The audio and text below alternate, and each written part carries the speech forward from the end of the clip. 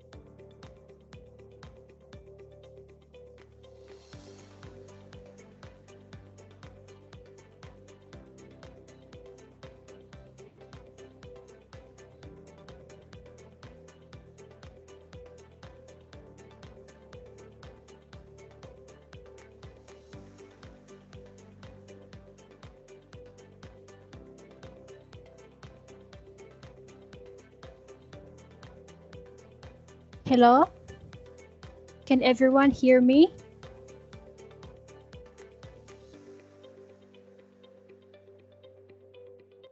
Hello?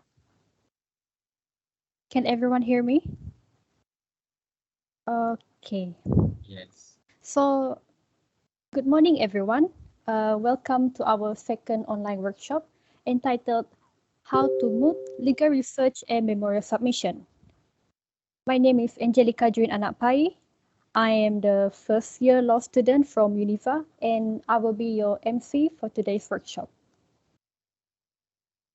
On behalf of the ILSA Univa committees, I would like to welcome all of you and we appreciate your time and effort to join us today despite the holiday season.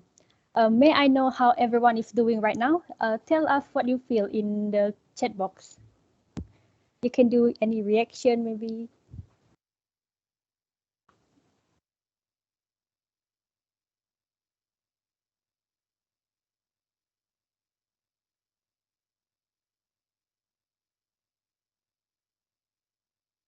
Have you had your breakfast?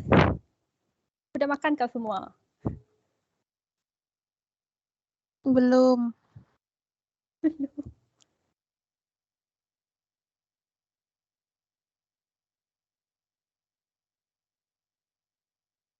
Okay, so in our session today, there will be two honorable speakers, which are Dr. Farha binti Abdullah for the legal research segment and Muhammad Akmal Amaluddin for the memorial submission.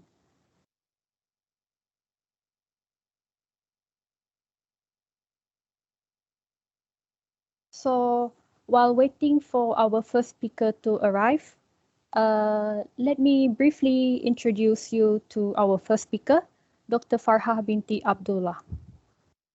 So a brief biodata. So Dr. Farha Abdullah is a senior law lecturer at the Center of Foundation Studies in UITM, University Technology Mara, Selangor, Dengkil campus. So previously, she was practicing under Messrs. Azra Saleh and Corporation in Kuala Lumpur. Her areas of research include contract law, consumer protection law, legal education and legal skills, Islamic estate, takaful, e-commerce and competition law. Currently, she is an Islamic estate planner as well as Shari'i Council of Selangor and Terengganu and she had been there since 2003.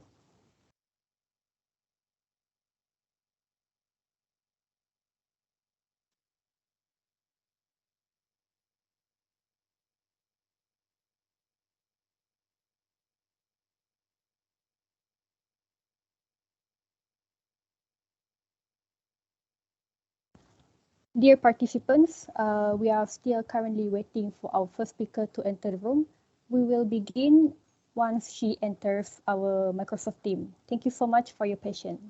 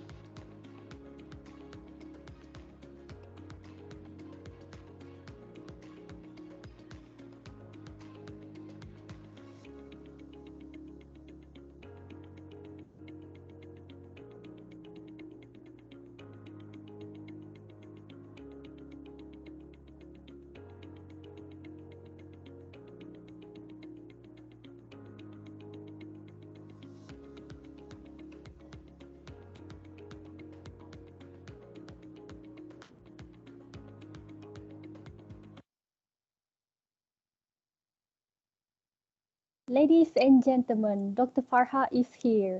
Welcome to the workshop, Doctor. Hi, welcome. Assalamualaikum. Very good morning. How's everyone? How khabar? Semua sihat? Can you hear my voice? Yes, Doctor, we can hear your voice. Yes. All right. So, can we proceed now? We already 9:31. Are you expecting anything? No, Doctor, we are waiting for you. You can All begin right. now. Thank you. Yeah, sure. So I was thank you for having me, you all. Thank you so much. And then how to make legal research and memory submissions. My first lot is on how to conduct legal research, right? So allow me to share my screen. Hold on. If my voice is not clear and my audio, especially my audio, and please unmute and let me know, right? Because for your information, I'm still on Raya holiday. This is Shawwal, so Selamat Hari Raya Mak Zai Batin to all of you. So you are still, where are you? Can you put in the chat? Are you in the campus, or are you at home? Can you please put in the chat so we could have interactions? So to put in you post in the chat while I'm sharing my screen of my slides. And then, oh my goodness. No. What's on the screen? Is my slide appear now? Is it yes or no? Yes, Doctor. We can see your slide now. In PDF, right? Yes, PDF. Yeah, sure. So we need to utilize all the time, because the times given to me is only 1 hour, 9:30 until 10:30. Thank God I managed to enter before 9:30. For your information, I'm in Terengganu. I'm in Terengganu. I have a balik raya kampung from Kelantan to Terengganu, and then haven't returned back home yet in KL. So I wish you Selamat Hari Raya Mak Azai Batin. And then I would like to seek a humble apology if my pronunciation is not clear at this moment, because I'm having a mouth ulcer. A mouth ulcer. It's very hot weather in Kelantan few days ago. So I have a mouth ulcer. So I already have with me my treatments, oral aid, right? Okay. So I hope please do interact with me.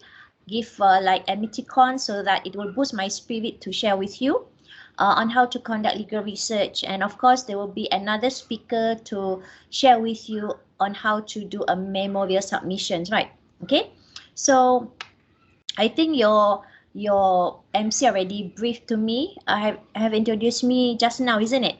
Am I right? Yes, I already did. All right. So for your information, I came from practicing background. I was a corporate lawyer before I joined UiTM as a legal academia for the past 20 years, since 2003. It's almost like 20, 21 years, right? Okay. So you guys, where you were born actually? You were born in 2004, isn't it? Or 2003? Angelica, thank you. I'm 2003. 2003. Sorry. When you were born, I'm actually already started joining your ITM as a legal academia, right? Okay. So may I know, wait, before I proceed, how many of the participants so far?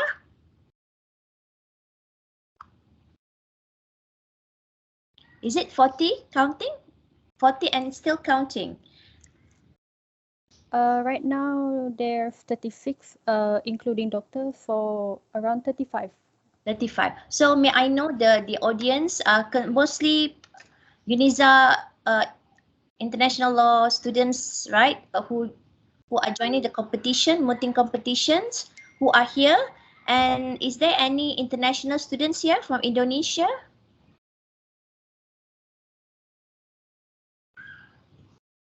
Because you're open to international students, isn't it, to join your international mooting?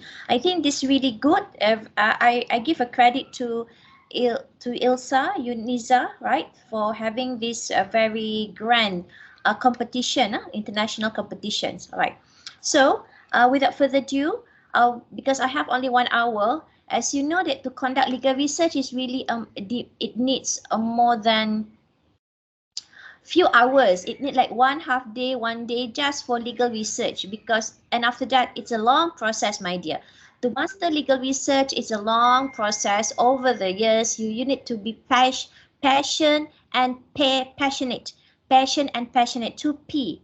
2P, right? So please take notes, because some of my sharing session for today is only for you guys. I take my time from my family time just to be with you guys, and I know that we need to sacrifice in our life to give benefit to to everyone, to anyone, right? So here, please stop me if you have any questions, but we do have like Q&A sessions, right? As I was being informed by Angelica, thank you Angelica, one of the organizing committee, you are among you guys, you are from year 1 and year 2, isn't it? Law students, huh?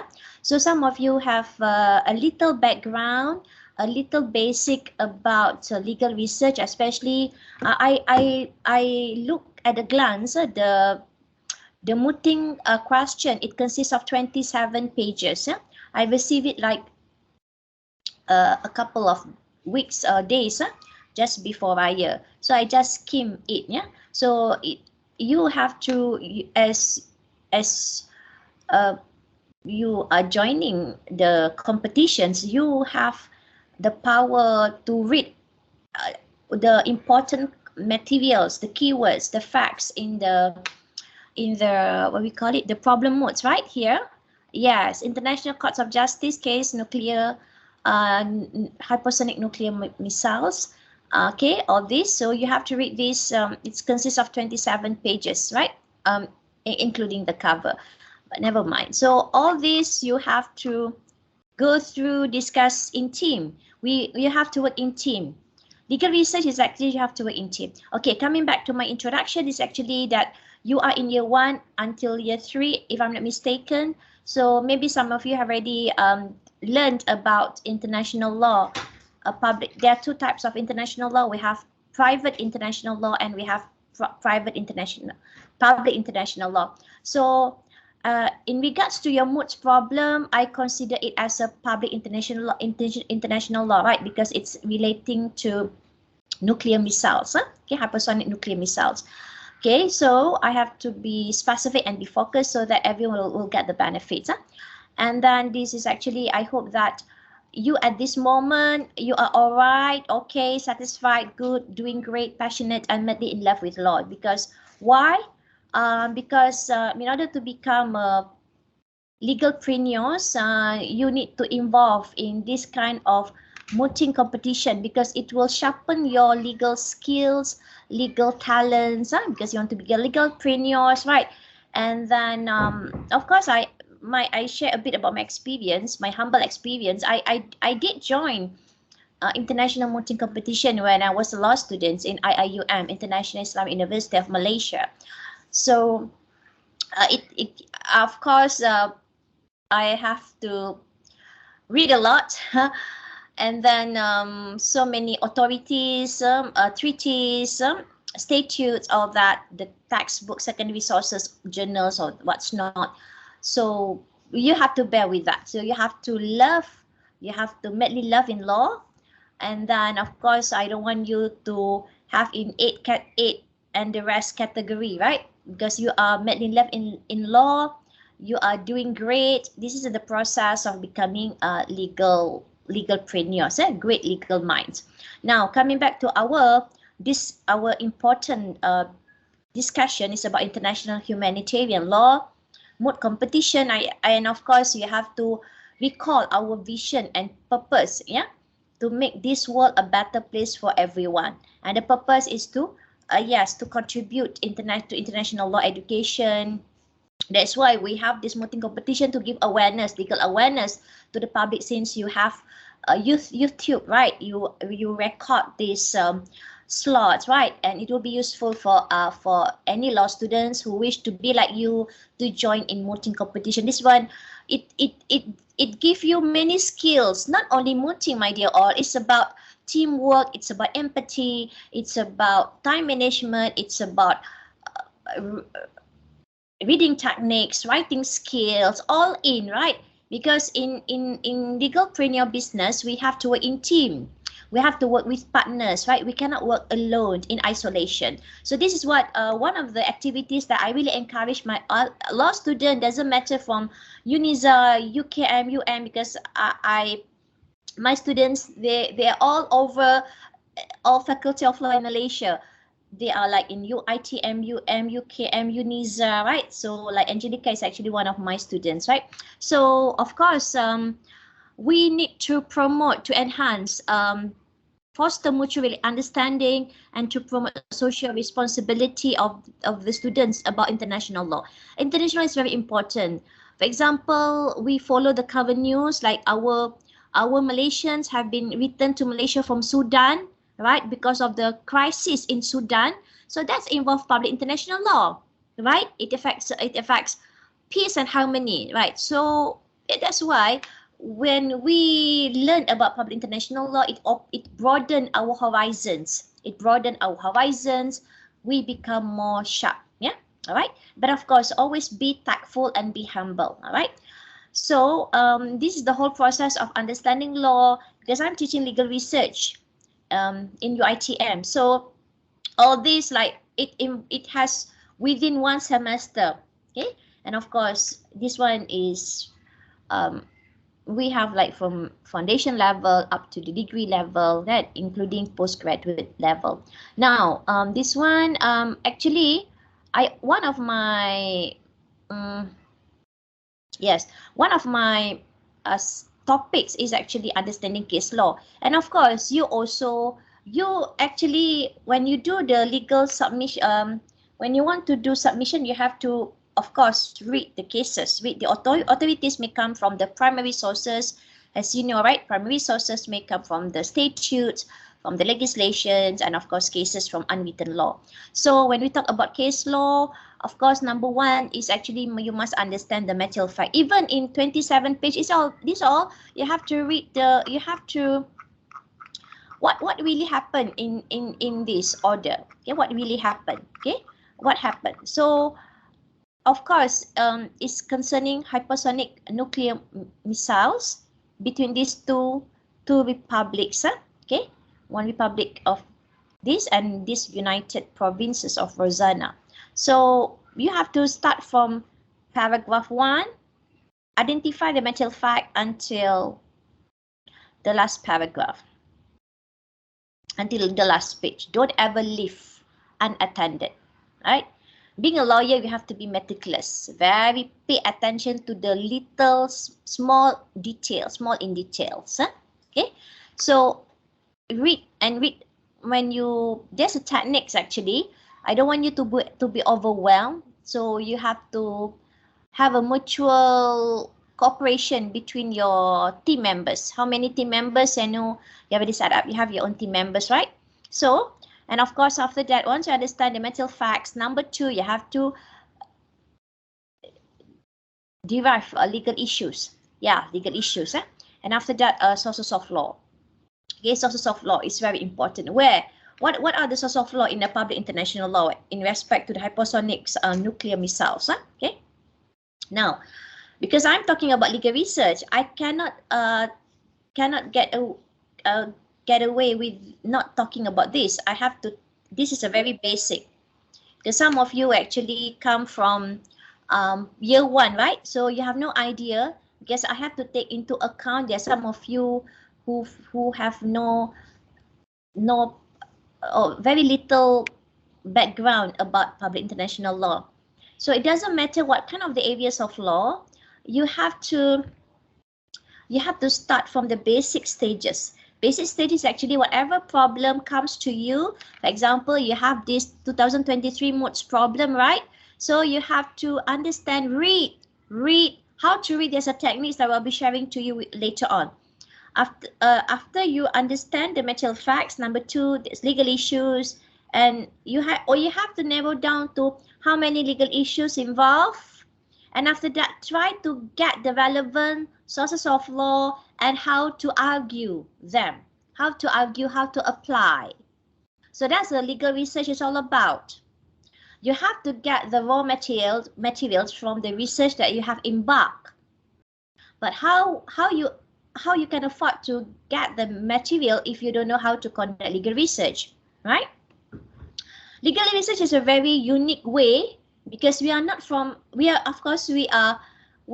social sciences regimes, but we have our own way to retrieve to conduct legal research, and this is what really important when it comes to the areas of law is a public international law. All right. So far so good. Are you with me? Have I made myself clear?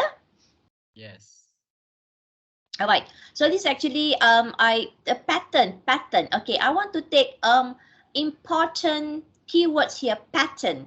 If you can see, it's very texty, right? Too wordy. This Moots problem. So how you want to make it clearer, more clarity? So you need to, of course, all this I already mentioned that earlier.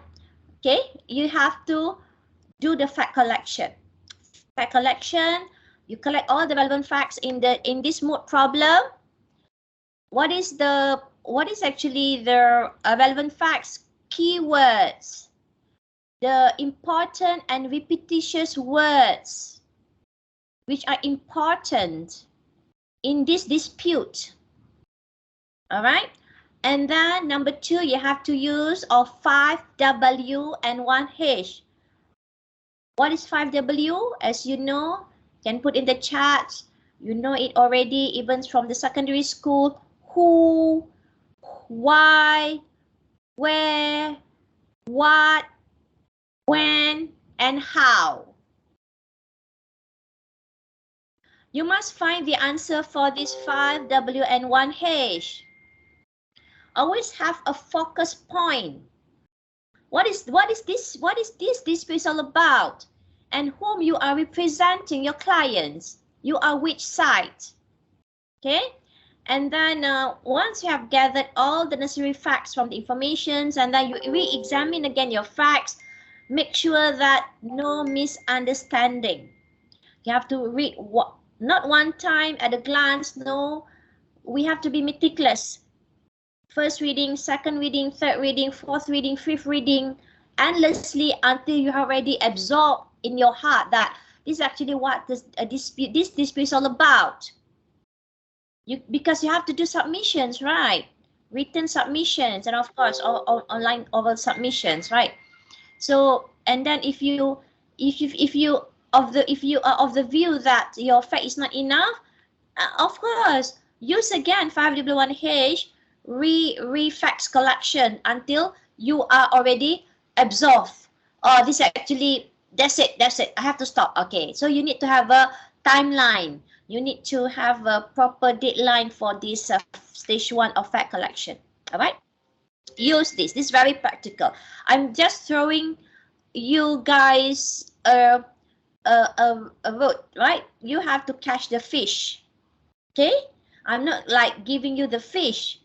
I train you on how to catch fish. So this is what workshop is all about.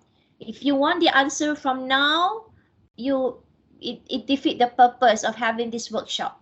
Because after this workshop, you can use this invaluable knowledge. It's not information. This is an invaluable knowledge, right? In the Shawwal, 7 Shawwal, right? For you to do your prepare your legal research on this mooting competition, and of course for other subjects, areas of law that need legal research. This number 1, fact collection. And of course, when I mentioned about, I put it here, not the case law, but you can change it to, yes, this one again. And then you have to merge. Material fact, you look into this moot problem. All right. And then, okay, how to make it more interesting? There's a technique for you to convert.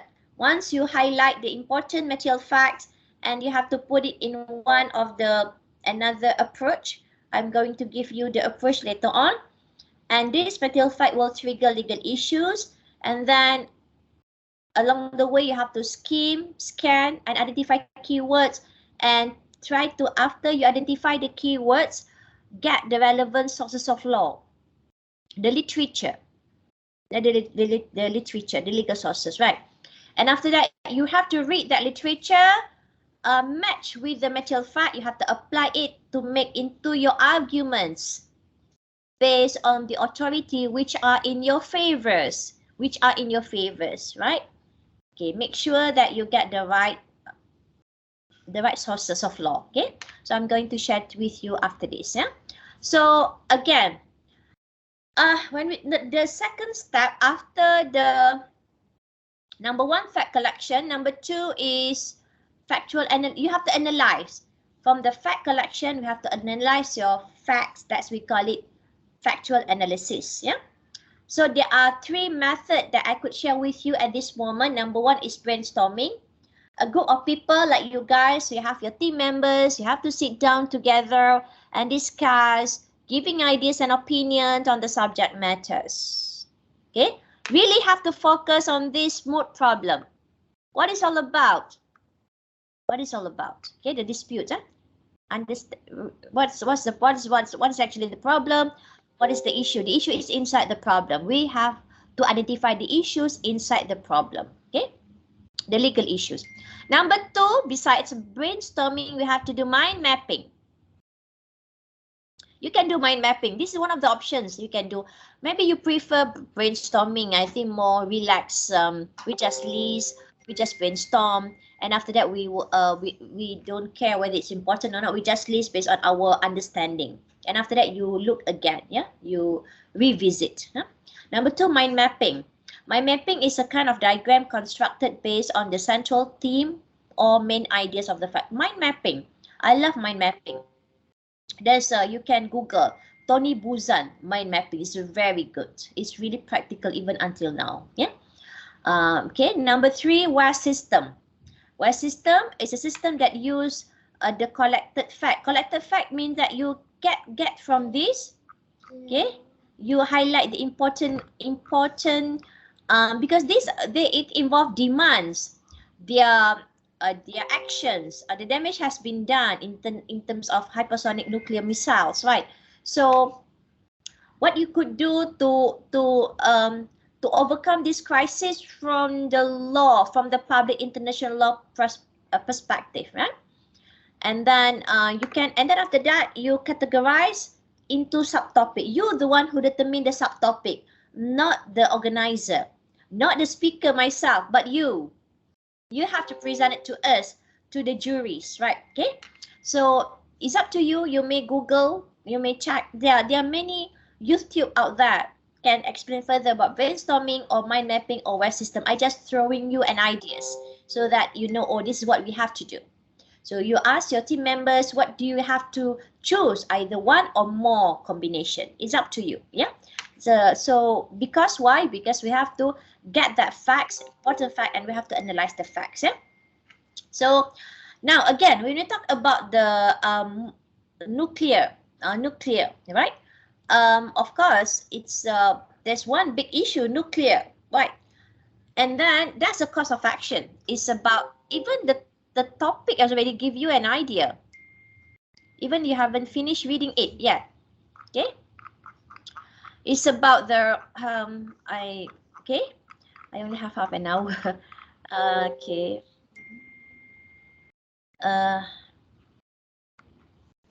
International Law Moot Competition. 27 pages. Yeah. Please read this. Moot problem. From this problem, you have to retrieve the legal issues. Huh? Yes, hypersonic nuclear missiles. Okay. So between this International Court of Justice. Okay. And then you check the jurisdiction of these two countries. Go and get this article. Okay. Read these articles. And then okay, what happened to them? What are their agreement? Their treaties? Yeah. Customary law, all that relating to the nuclear missiles. Huh? So again, there's course of action and there's special facts. Is there any special facts in these 27 pages, right, of the Moot's problem? And then what are the defenses from each? Of course, they have defense. They have defenses, right? So you have to highlight them as well. Okay. Threshold issue, any miscellaneous, and relief. Yeah. Okay. Now, another things that I wanted to highlight here is actually because Moot problem is 27 pages, like we are like overwhelmed, halfway we already like drowning to sleep, right? We cannot afford to waste more time because we have another important task. You have to draw a timeline. This is actually one of the examples for you to have more clarity. Rule of thumb is more clarity. Right? When you present, you need to have more clarity, less texty, less wordy. Okay? So you have to like filter. So filter, highlight the important facts, try to relate based on the 5W1H, and then draw a timeline for material facts. From the material fact, try to discover the legal issue because from the material fact, it will trigger legal issues. So far, are you with me? Any question? Am I too fast? I only have 33 minutes. Are you with me? Is it all right? Yes, doctor, we are all right. Understand? Oh, okay. Good, awesome. All right. Please draw a timeline because they have a dates, right? Every date is give you some indicators. Every date must have some indicators. Date, like this, they have signed agreement. Okay, statements of agreed facts on February 10, 2023. What happened after that or before it, right? So you look again. It's 27 pages, right? I just skim and read at a glance. Huh? So this you put the dates and after that what happened on that date. And then what is actually the legal issue that you may identify. Okay, this is very important. Please do it, yeah, for each team. Huh? Next, this is another example of material fact. For the multi, you can have this. You can put in a submission. All right, we love illustrations, lah. Yeah, we love illustration in the forms of diagrams, right? We are no more rely on black letters, right? So we need to have more clarity in the form of illustration and diagram. So please draw a timeline for the material facts for these 27 pages of Moot problem. All right. Okay, that's number one. Next, okay, how to conduct legal research. That's actually the techniques. Okay, how to conduct legal research. Number one, you have to skim and scan all these 27 pages. All this. You're like eating a biscuit, right? Raya biscuit kan, biskut raya kan. Where's my biskut raya? Over there kan, with coffee. So you need to what happened? It's not like a song like beautiful words, but you don't have to think about it. This one you have to think. It's very long. You have to do legal research. Oh my God, what I'm here? Please tell me, right? Now because you want to become legal entrepreneurs, you have to take no matter what, by hook or by crook. right? You're the one who choose to be here, right? And of course, once you acquire it, it doesn't matter what kind of the areas of law, be it, you can overcome it, right? So always be meticulous, be patient and passionate. Okay, so now, okay, all this I go again to my diagram. Scheme and scan is very important. Number one. Number two, focus on key concept, key terms and concept. It will give you some ideas, and after that you may you may you may find some similarities in that authorities that you find in this mood problem. Then you can relate. It will help you. That's we call it legal research is all about. So let's focus on the key terms and concept. So you need to have a clearer mind, focus, more clarity. This is very important. Focus on key terms and concept in this mood problem.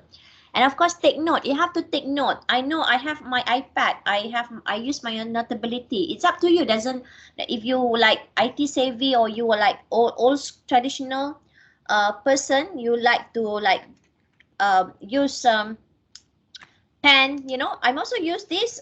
For me, I'm Fuse. I'm using iPad notability, and of course, I'm using this to take notes. To take notes, right?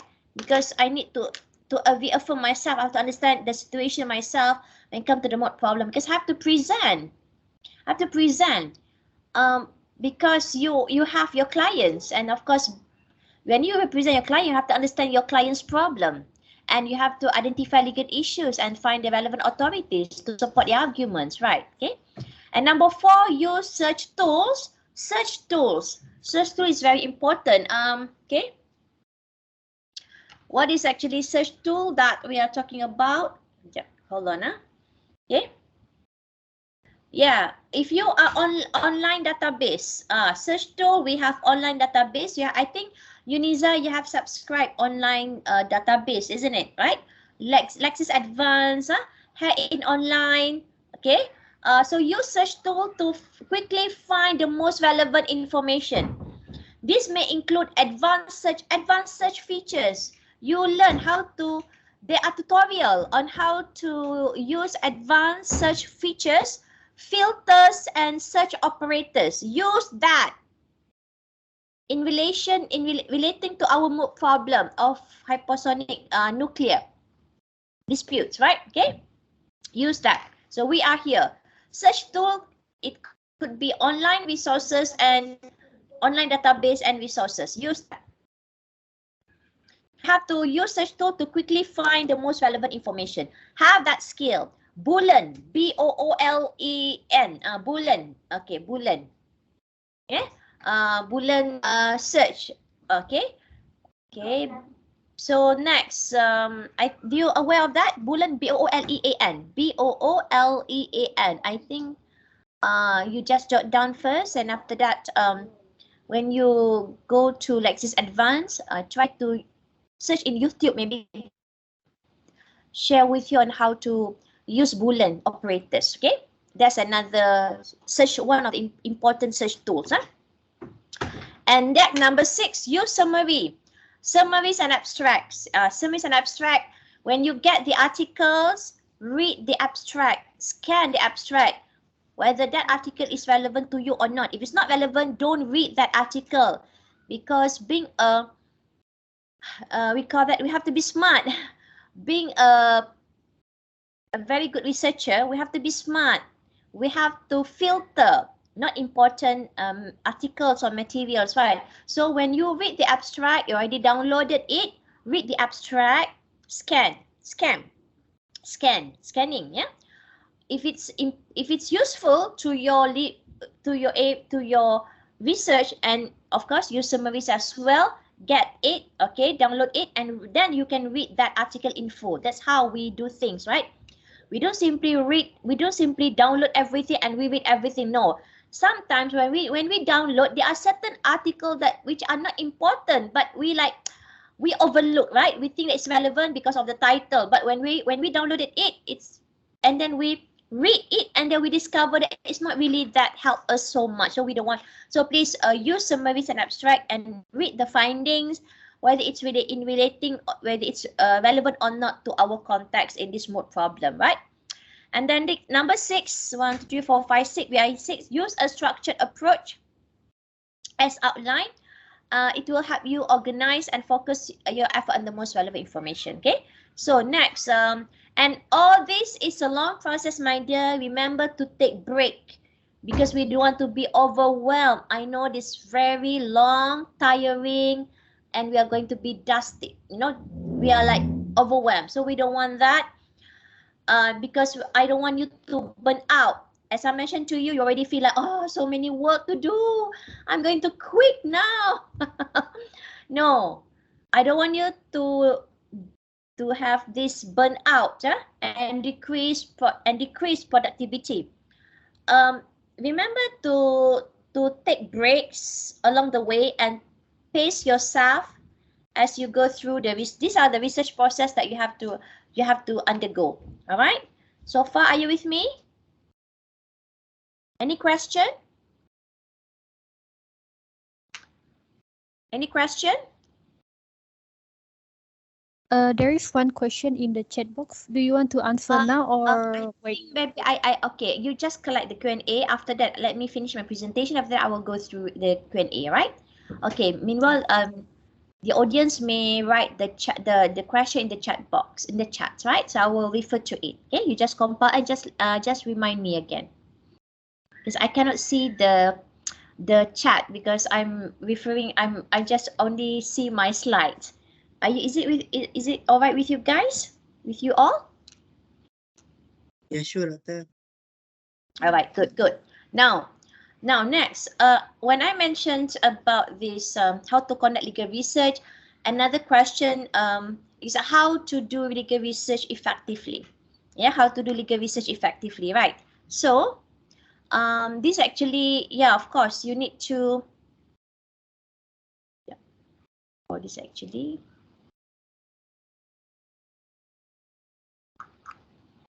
Yes, this one. Number 1, develop a research plan. Develop a research plan. How to do legal research effectively is actually you have to develop a research plan. Because I couldn't be able to prepare my slide because I was being given like 6 days until now by the organizer. So I couldn't be able to. I could only do my homework. Yeah. In the morning before I started going visiting my relatives, right? Okay. So this is actually what you really have to do. Develop a research plan. Yeah, outline the key issues, research question, and sources of law that you will need to explore. This will help you to stay focused and avoid getting sidetracked by irrelevant information. So develop a research plan is very important. Yeah, research plan. Number 2, use the right tools as I mentioned to you. Online database, number 1. Number 2, search engines. Number 3, citation managers. And number 4, note-taking software. And number 3, always be consistent and stay focused. Stay organized. Organized is very important because I don't want you to be overwhelmed since Moot's problem really give you like 27 pages, right? So you have to draw a timeline, okay? And then use tools like spreadsheet, folder, and note-taking software to keep track of your research notes, sources, and argument. And number 4, use efficient search strategies I mentioned to you, Boolean operators, wildcat, and other advanced search to refine your search result. Number 5, skim and scan. Always skim and scan because you have to read quickly identify relevant information, focusing on the key terms and concept. Number 6, use secondary sources. Okay, because we are doing public international law, so use secondary sources like law review, articles, treatises, textbook to get a broad overview of the law and key issues. So which save your time when searching for primary sources. And number 7, use shortcut. Okay, and of course, always remember to take breaks and pace yourself as you research, because taking short breaks can help you to stay focused and avoid burnout. Okay, because I don't want you to get overwhelmed by the amount of information that you need to process. Okay, so as you know that public international law, okay, is actually give you a framework. You know, it's a framework. Yeah, framework. So framework for the regulations of nuclear missiles. So Public International is actually a legal framework to regulate in your contact nuclear missiles. So the legal regimes governing nuclear missile is primarily based on the treaties. So get the treaties. Number one, get the customary international law. Number two, and get the general principle of international law. Go and get that. Yeah. And then the most relevant treaty in this area is the treaty on the non-proliferations of nuclear weapons, NPT, which prohibit the acquisition, possession, and use of nuclear weapon by non-nuclear weapon states. So nuclear weapon states are also required to engage in negotiation, understanding and negotiation between these two disputing parties, these two disputing countries. So aim at achieving nuclear disarmament. Okay, so that's number one. NPT, non-proliferation of nuclear weapon. Number two, CTBT, Comprehensive Nuclear Test Ban Treaty. Have you conducted legal research so far? Do you aware that I mentioned to you? And NPT and CTBT, do you know about it? Hello? Hello, are you with me? Tante. You're aware? You're aware? Yeah. Okay, good, awesome. Yeah. NPT, and then a non-proliferation of nuclear weapon. And number two, comprehensive nuclear test ban treaty, CTBT, CTBT, yeah, which prohibits all nuclear explosions, including those for peaceful purposes. Okay. Although CTBT has not yet entered into force, but it's really good. It represents at least an important step towards achieving a world free of nuclear weapons, right? So we are here, we want to promote a world free of nuclear weapon. You must have this inspiration, okay? Because I think that this is a very noble missions, right? Okay, so that's why we are very inspired, yeah, to do this moot competition. I hope that you also be inspired as well, yeah. And after that, do you aware of Treaty of Tlatelolco, which established a nuclear weapon free zone in Latin America and the Caribbean? Apart from it, beside treaties, please check, please get this customary international law. Customary international law also play a very important role in nuclear missiles. For example, the principle of the prohibitions of the use of force, okay, as enshrined in the UN Charter, yeah, prohibits the use of nuclear weapons except in self-defense. Except we have exceptional, right? Because law we have general principle and we have exception to general principle. So we have if the country act in self-defense in response to an armed attack, that will be justified. Yeah. And finally, general principle of international law beside treaties, beside NPT, CTBT, we have a public international law against nuclear missile is based on the combination of treaty law, okay, customary international law, and general principle of international law, which provide a comprehensive legal framework for the regulation of nuclear missiles. So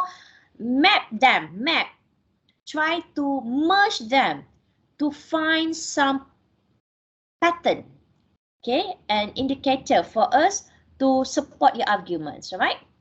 And next, of course, when another things, how to do research based on the mood problem. Another question posed by your friends, by your team, how to do the research based on the mood problem in nuclear missile in the public international law. And of course, hold on.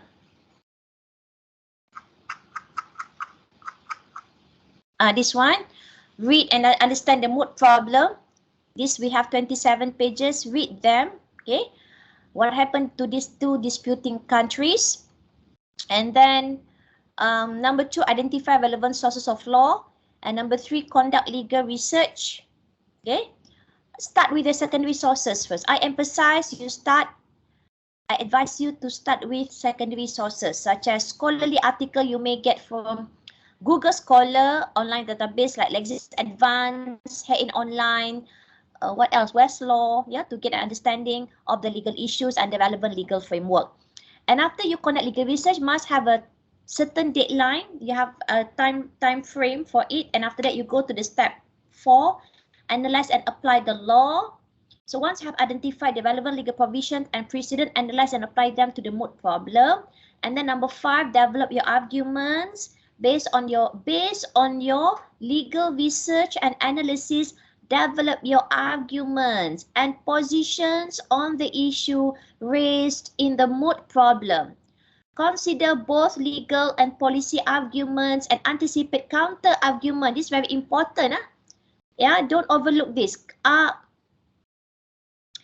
Anticipate counter arguments, because if you overlook this counter argument, it will weaken your arguments, right?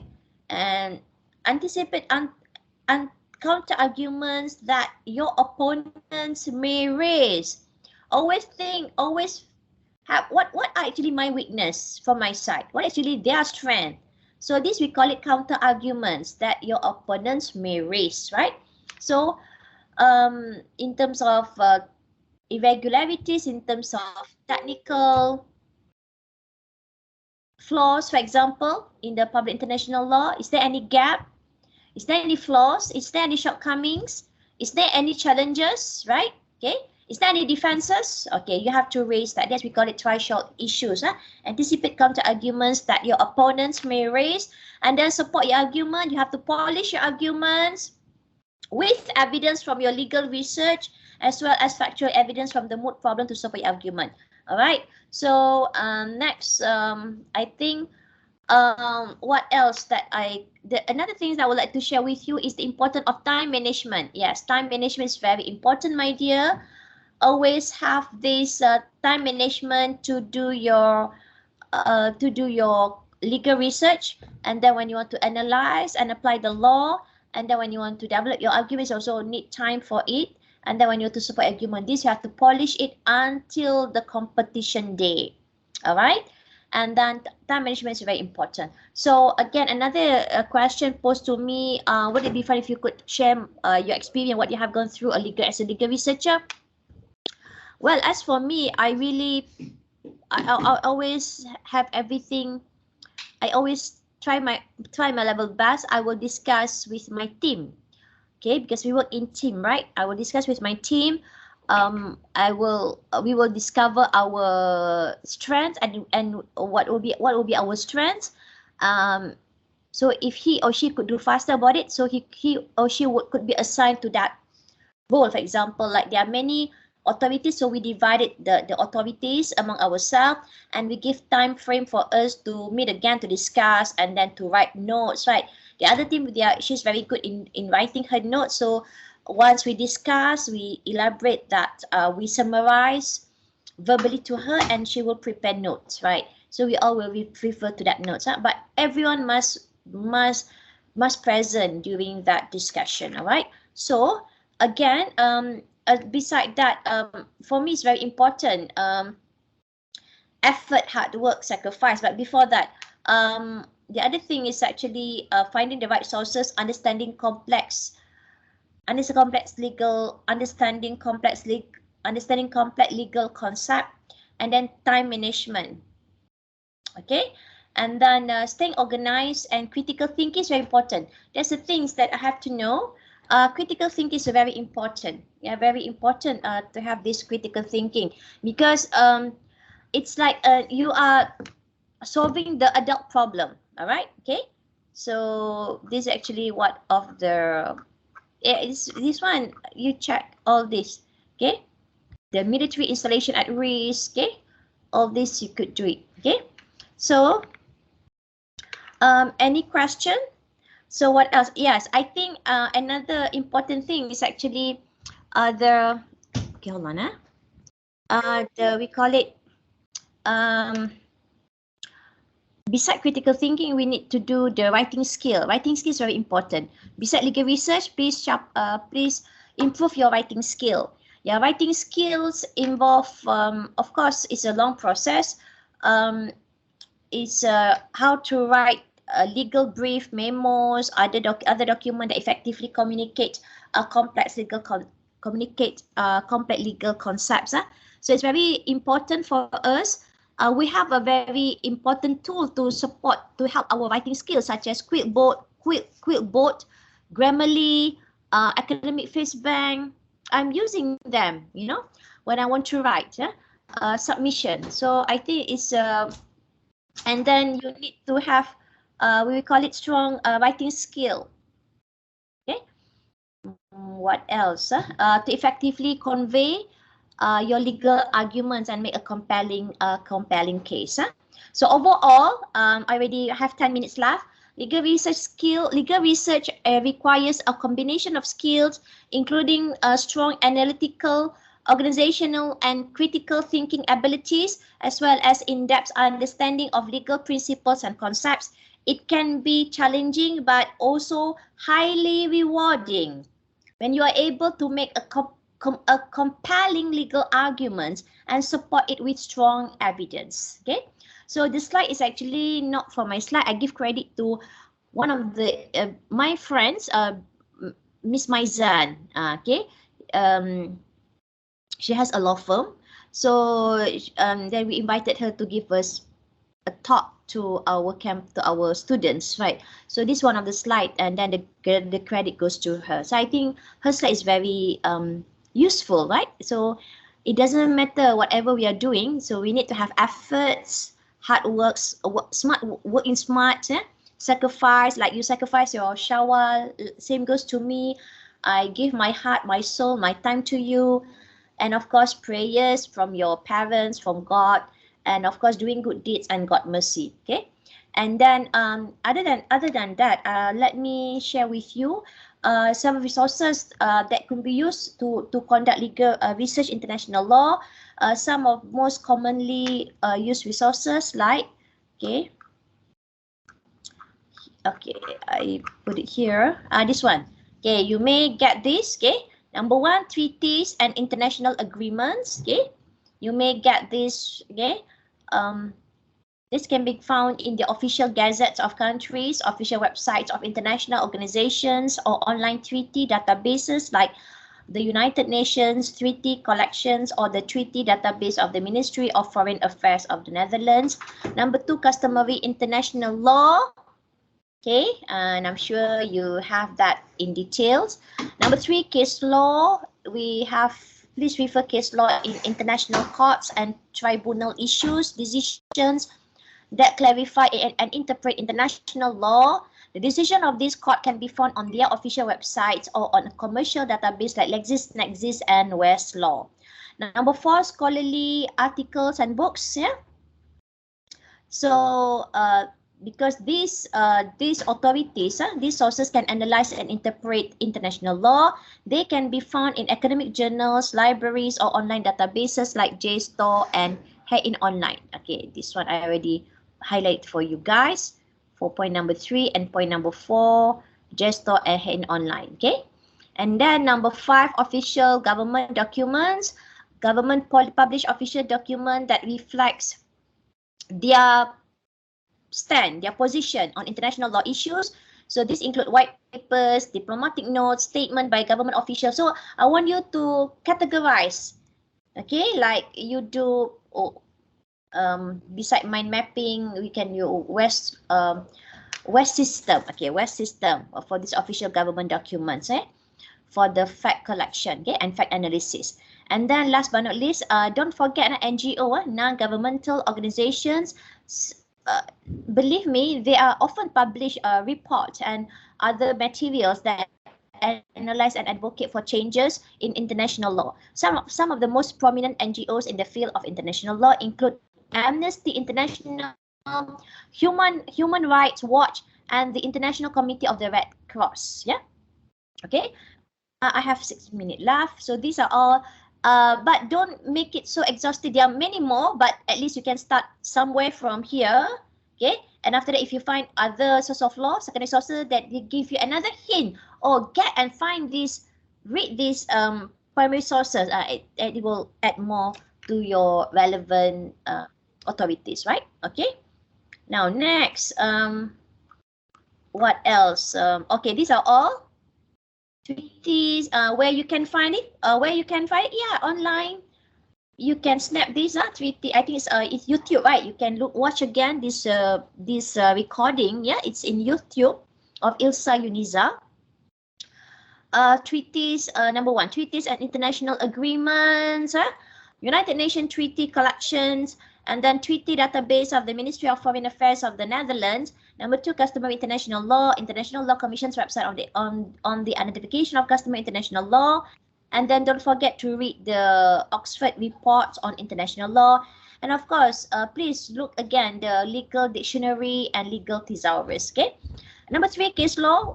Please read cases from International Court of Justice, International Criminal Court, International Tribunal for the Law of the Sea, and number 4, scholarly articles and books. We have Hand Online, Gesto. Yeah, I will highlight this for you. Hand Online, Gesto, and Oxford Academics, and number 5, official second last, we have official government documents, United Nations, European Union, non-government, and then the last but not least, non-governmental organization, NGO, like Amnesty International, okay, Human Rights Watch, and then international, okay, international committee, okay. We have International Committee of the Cross, of the Red Cross, okay. Are you with me? So far, so good? Yes, Doctor. Can you follow? Yes. Yes, you can Doctor. follow. Is it useful? Yes, much. There's a useful. lot. Yeah. Last but not least, I have 2 minutes left. Here are some additional points on top of what I give to you just now. I give additional points that you may find useful to know about nuclear missiles under international law, and always relate with your hypersonic. Always relate with the topic of this, Moot problem, hypersonic nuclear missiles. Okay, between these two disputing countries. Okay. Number 1, Nuclear Non-Proliferation Treaty, NPT. Not LNPT, bukan Lebuh Raya Pantai Timur ya. NPT. The Treaty on the Non-Proliferation of Nuclear Weapon is a good international agreement aimed at preventing the spread of nuclear weapons and promoting disarmament. Okay. It was signed here. Okay, you can read this history. I go to number 2, customary international law. Okay, it's also a very useful source of international law that is based on long-standing practices and customs among nations.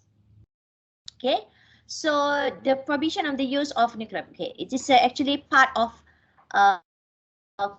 customary international law. Yeah, hypersonic nuclear missile is actually prohibition of this hypersonic nuclear missile is actually a part of the customary international law. Okay, number 3. Okay, make sure meaning that it apply to all state. It apply to all state, regardless of whether they have signed specific treaties or agreement or not. So take note on that. Number 3, International Court of Justice. You have to read cases in International Court of Justice, ICJ. Yeah, all right.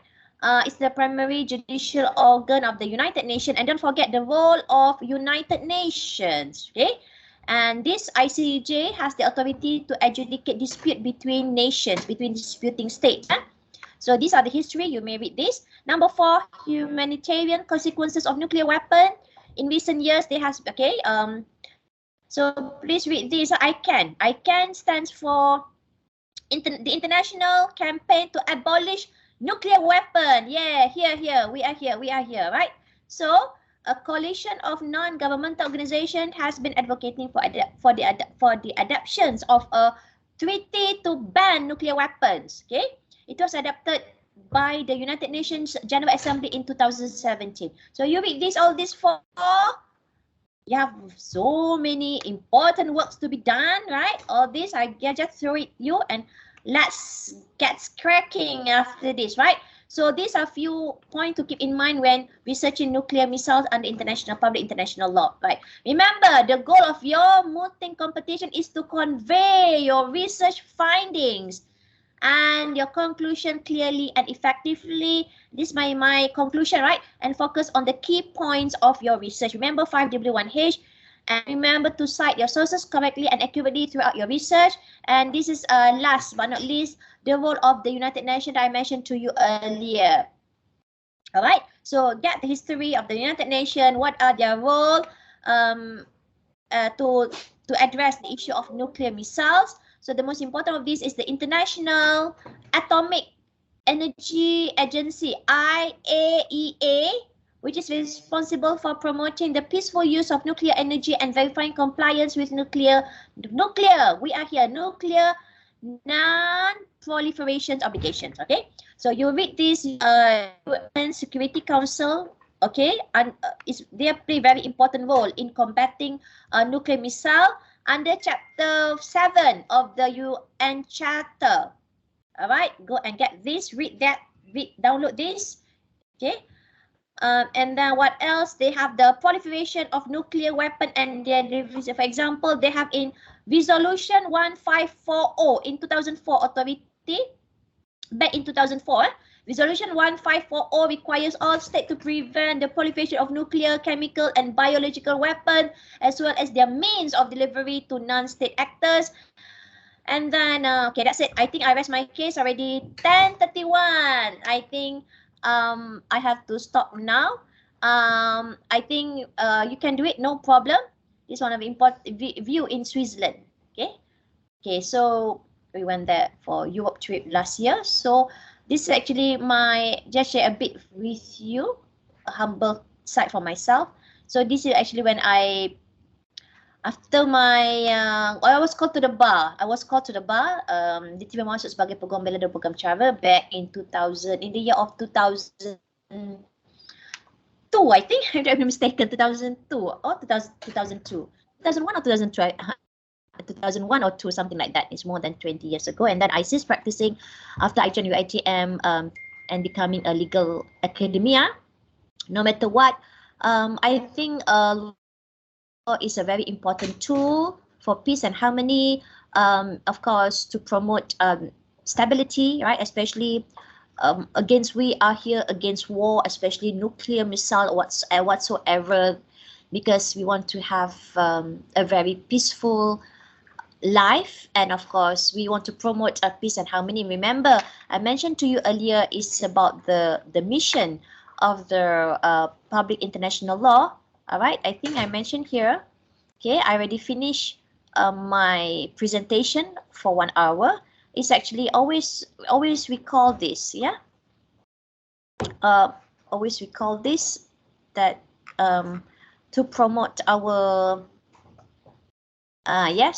to promote humanity, human dignity and cultural diversity, and we want to foster social responsibility. So you and I, okay, we share the same mission, the same vision, the same purpose, that we are here not for the sake of completing Moot and what's next. No, you must have your heart and soul when you join this competition. Okay, I wish you all the best, and forgive me if for any shortcomings, and of course you could bear with me because I'm still in Shelley. I have to check out after this, after my Q&A session with you. I cannot be able to sustain with you, even though I love to with you guys, but of course I'm in Shelley. I have to check out. So it's a beautiful chalet in Kuala Terengganu, Batu Rakit, Subang Takit, if I'm mistaken, near with the Uniza, right? So I'm in the spirit of Terengganu, Kepuk Lekor, Market Colek, all that, So I think I revert back to the Akmal, right, MC? Thank you, MC, and to organizing committee.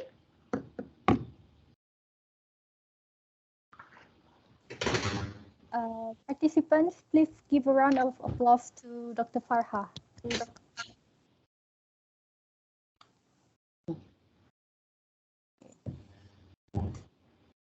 Thank you very much, Dr. Farha, for all the knowledge you have shared with us. I'm sure all the participants will find this knowledge to be useful for the upcoming mooting competition and in their legal studies. For now, let us move on to the Q&A session. Yes. Yeah. Thank God. I'm very on. Yeah, sure. Before that, anyone have question?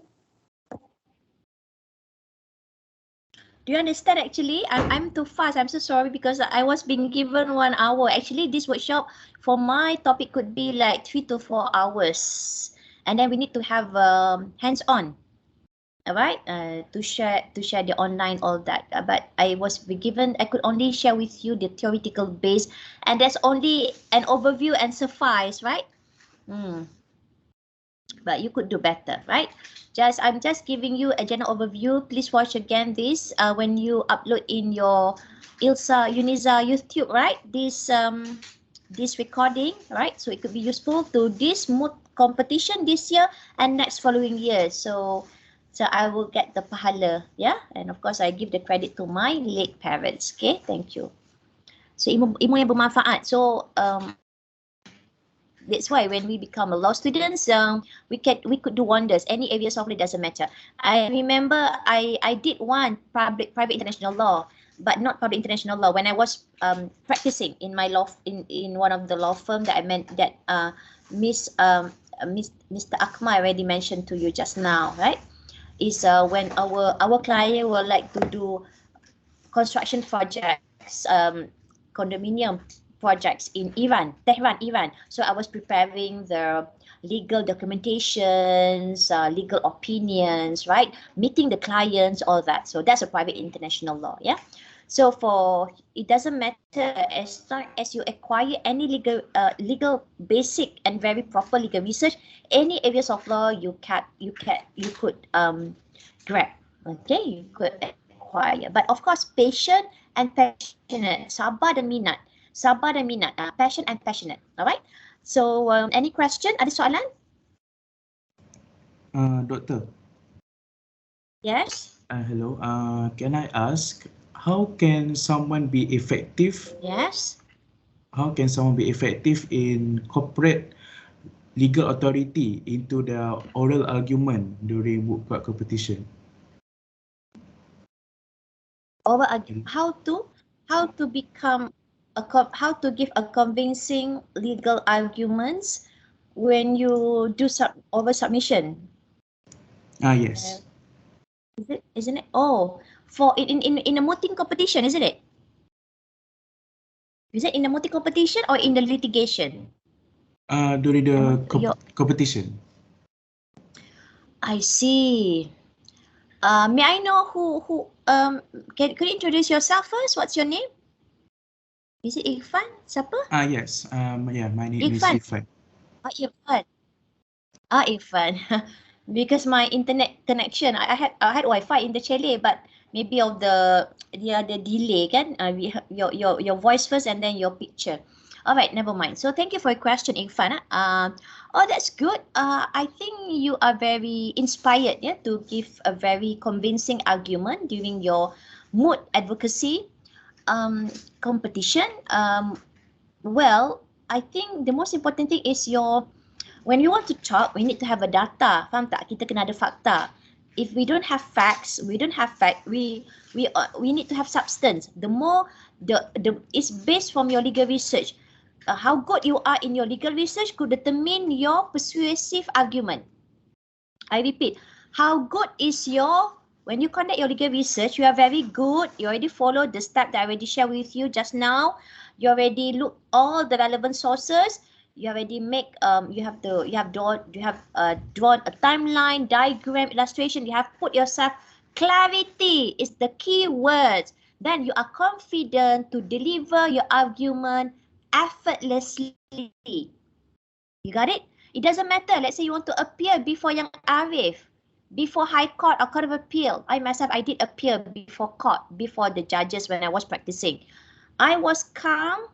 Of course, when there are some of us that they have anxiety, I understand that, but you may seek treatment or maybe there are some healing process along the way, right? But nevertheless, if I'm prepared, how could I went wrong, right? And of course, we with doa for Muslim, right? We always think that we have to be very humble when we do the submission. When we want to, this my interesting part, yeah. When we want to do submission, we need to have a good intention. We are here not to impress the judges. We are here not to look down on the other opponent. No, we are here to please God, to please Allah.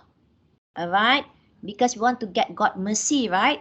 So we are here not to please anyone or everyone, including the juries, but we are well prepared and we are here with good intention to share the same mission, to promote humanity, lillahi ta'ala, to please Allah. Inshallah, you will do well. All right, these are my secret. I just share with you. When I present, I never want to make myself arrogant. You know, we love meeting someone. He or she is really very knowledgeable, but yet humble, right? So same like you guys, we have to be tactful. When you do your presentation, don't sound arrogant, even though you have conduct legal research. And your voice, your tone of your voice, you have high tone and low tone. You have don't be monotonous. Don't be monotonous. Like, oh dear, or you just read. Don't read. Don't read your argument. You don't read your submission. You have like talking, right? Yeah, like I talk to you, you talk to me, you know. So that's more. We have feelings, right? Because we are not dealing with AI. We are talking with human beings. They have feelings. So you have to look he or she, the jury's body language, whether she's already alert or not. Then we start talking. Don't be too fast. Don't be too slow because you have time allocation, right? And make sure clarity is very important. That's why when you do your legal research, always have clarity with timeline, illustration, mind map, diagram. All this will help you. All right. So if your research is all texty words, you tend to read. And then what's more worse if you don't understand, right? So avoid last minute work. Avoid. Yeah, we pass the button to your friend. You buatlah kerja aku baca je. You don't understand. You don't feel. You don't have the heart and soul, right? So number 2 is actually heart and soul. First, a good intention to impress Allah. Number 2 is, of course, you conduct legal research, assuming you already conduct legal research. And number 2 is heart and soul. When you present as if that you are representing your client. This is actually 5 million project. You are saving people's life. Bayangkan kita menyelamatkan nyawa orang dengan kata-kata kita. Kalau kita rasa bersemangat, you know. Imagine that our words could help 100 life or even more, a nations, right? So God give us the talent, kan? So we utilize it for the benefit of other human mankind. That's really, really what we call that, really good, right? Okay, we feel like so satisfied. Okay, boleh? Are you awesome? So don't get worried. And number three, watch the recording mooting competition to have a feel. Watch. Just you may take note. Oh, this I should follow like this style. You have your own style, but it's no harm if you want to follow the speaker style. If he present that you think that I could decode her, why not? Then and I always smile, pause, smile, and then the power of listening. Another submission is not all students are aware. They feel like the more I talk, the more I could win. No. I mentioned to you, observe the body language from your opponent, number one. Number two is be tactful. Don't be arrogant, be humble. Number three is the power of listening. It's also a communication. Listening, listen. Your opponent wanted to say to you. Study their arguments. You know, SWOT, SWOT.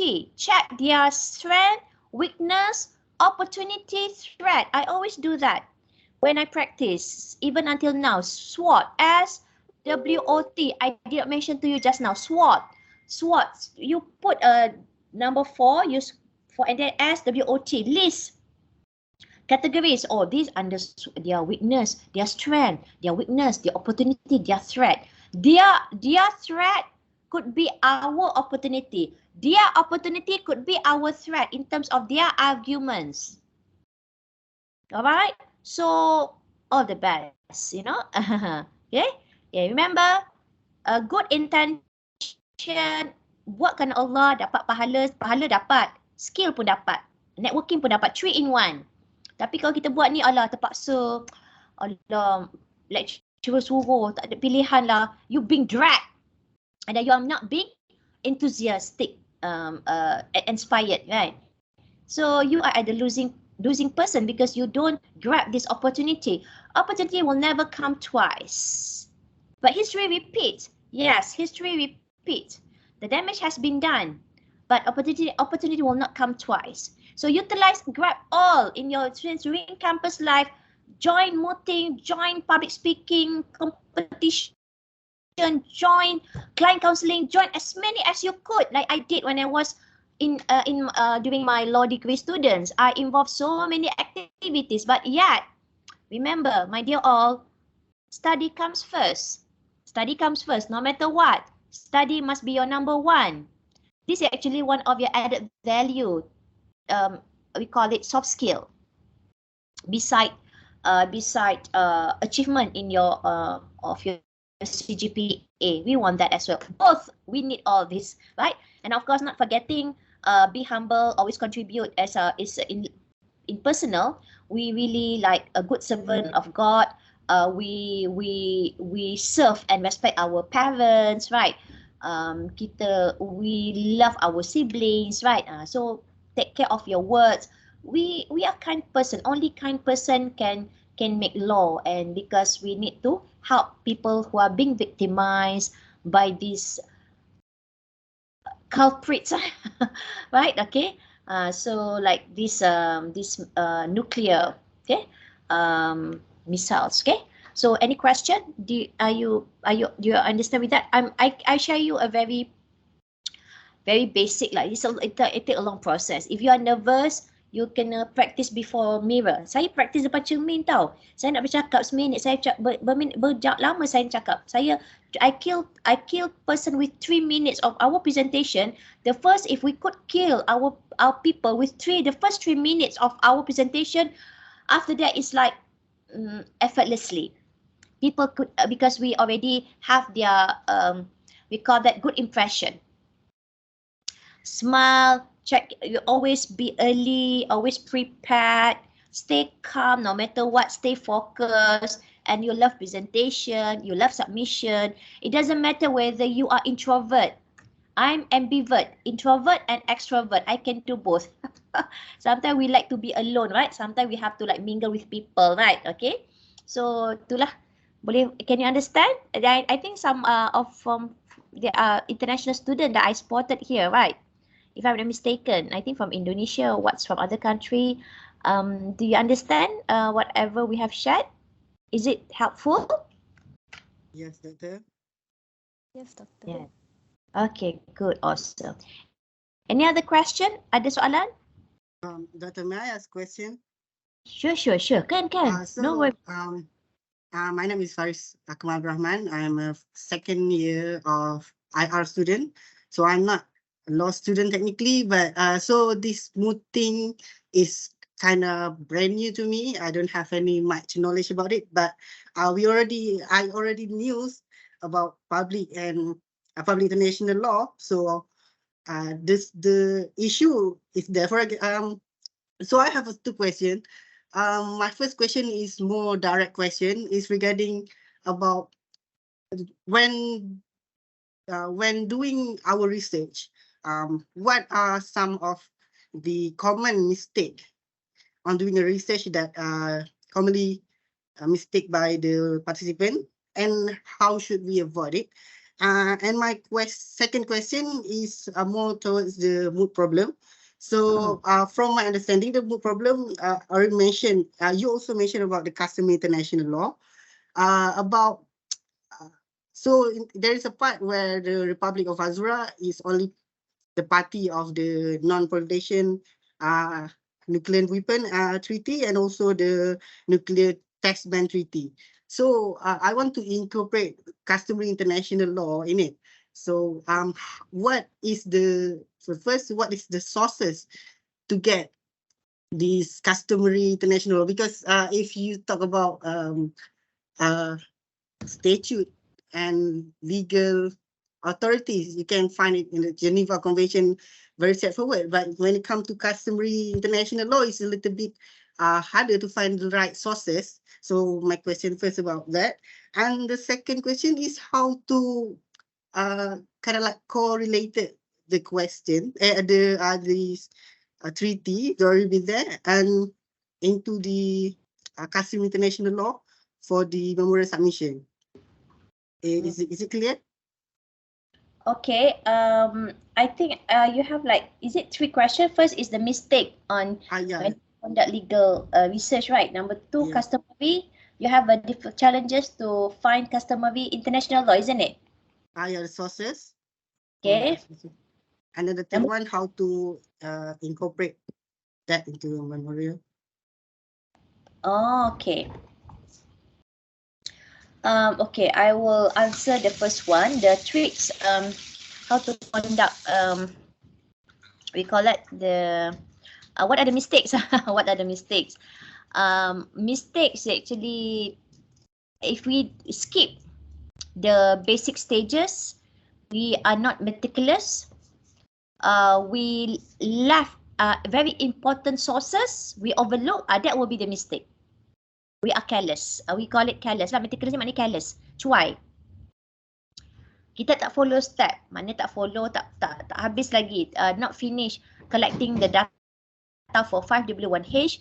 We only skim and scan because that's the most easiest way. We don't read full. We don't get the all relevant sources. And then we do last minute. And then we tend to overlook. And that will be a gap or shortcomings in our submission, because whatever that we get from the legal research process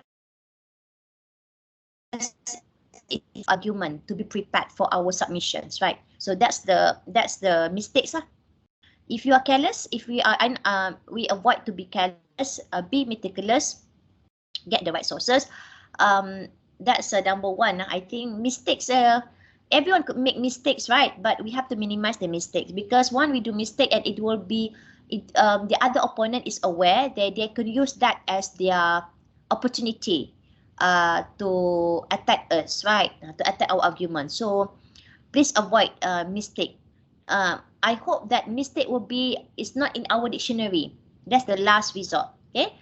Number 1 that you have to know is, as I mentioned to you, is the basic stages. Material fact, legal issue, get the right sources of law, and then prepare, analyze the data, and analyze the law, apply it. Application is very important. If you get the law, but you don't know how to apply, that's also a mistake. This 4 process. Understanding the material fact, identify the legal issues, find the authorities to get the law from the source of law, and then apply the law. And then number 5 is submissions, right? All this. But if you know, so the mistake may come from any of these 4 stages. So if you lack of care, or we call that reckless researcher, any of these 4 stages, get the material fact, you're not really full understanding, you are not into the material fact, you don't know how to, there are other legal issue, but you you cannot be able to identify the whole legal issues, and you don't get the whole sources of law. You don't know how to apply. Any of this could be your mistake, and it will be more repercussions. It will affect your arguments. You have to finish. You have to prepare. Okay, there's another arguments. All of these 5 steps involved when it comes to the mooting competition. And along the way, this involve teamwork, kerja berpasukan. Mistake also may come from your own partner, from your own teammate. We never know, right? Because not everyone is the same, like us. Like I'm hardworking, doesn't mean that my colleagues also hardworking. So you have to choose the right team members. A very big mistake is choosing not the right partner, right? Especially partner in life, as you know, right? But this actually, yeah, selections, partners, we call that team members. Find the right team members. If he or she, I don't say, I just mention it to you. It will cannot be from this team, right? You're very smart, very dedicated law student, also students, right? But there are people out there, they are not lucky, they got not so good team member, and then up not get full cooperation, and he or she be stressed out. She's the one being drilled, not the other. So as there's no balance of what we call that the concept of teamwork and cooperation is not there. There's no mutual understanding, and even grudges and hard feelings. So we don't want that to happen, right? So we want to enjoy doing legal research and enjoy submission. All right, you got it. That's the first. I've answered the first question. The second question is about customer international law. It's very hard to get the sources. You may get, as I mentioned to you, the technique of the bulan. We call that, as I mentioned to you, I think international, customer international law. So try to keywords. I think it's in the online database, but you don't know how to get it, or you go to the website of that particular, that have the customer international law, okay, of that country. Get that. It's there. Get that customer international. First, try to get from the website if you know. Number 2, get from the, I think I have shared with you the, hold on, I think where to, jump. That I did mention just now. You don't get it from here, customer international law, this one. Okay, let me share my screen first. Hold on, yeah. I can share my screen again, just to enlighten you, so that you are more clearer. Could I share my screen? Okay, yeah. Okay. Okay. I'll just share.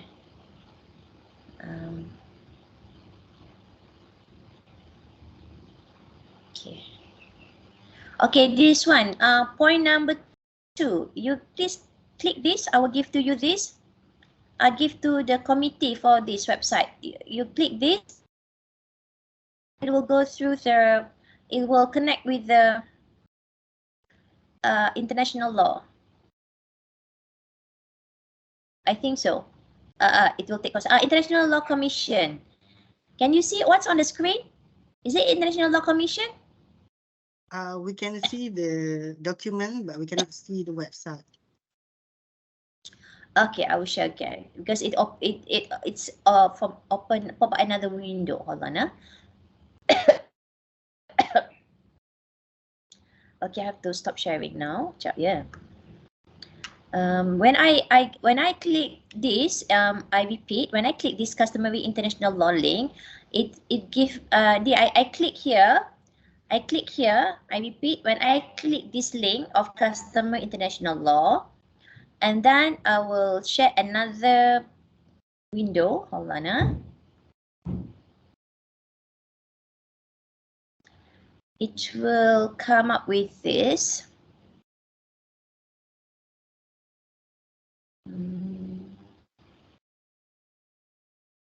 Share. Okay. presenting. Okay, what's on the screen? Is it International Law Commission website? Yes, doctor. Okay, this one. You can see this final report, documentation, yearbook, ada. You can read this. You can read this. Okay, I give a view. Okay, find the relevant. I'm talking about the nuclear. Okay, and then yearbook, if it has a yearbook, other publication. Sometimes it has other publication, work on what. And then they have a full text search. Okay, you made full text search. Okay, if you want to search for English, you search for English. What do you want to search? Exact any of the word or the exact phrase, like nuclear missile, for example, right? Okay, and then yeah, this one is international law, customary international law. Okay, this one of the many that but I could share at this moment. So you have to search it more based on maybe when you from your reading, your extensive reading, they give you another sources of customary international law. All right, you got it? Boleh? Okay, boleh baca yang ni apa setiap deadline dia apa dia kan? Boleh baca dah. Yang berkaitan dengan nuklear, you kena pandai, must know how to filter. Okay, stated boleh tengok juga ada apa tak, tengok English lah ya, saya tak buka lah ya. Tengok research, ada tak research pasal nuklear? Cuba tengok specific document, legislative history, penting juga history kan. Dan boleh tengok lah additional, boleh tengok juga apa boleh klik, mana tahu dia ada berkenaan dengan topik. Please click, no harm in getting nowhere, but because we are searching, right? Okay, if it's there, that's good, right? So what else? This actually international commercial law that I mentioned to you. When I click from here, what's on the screen? Is it this list?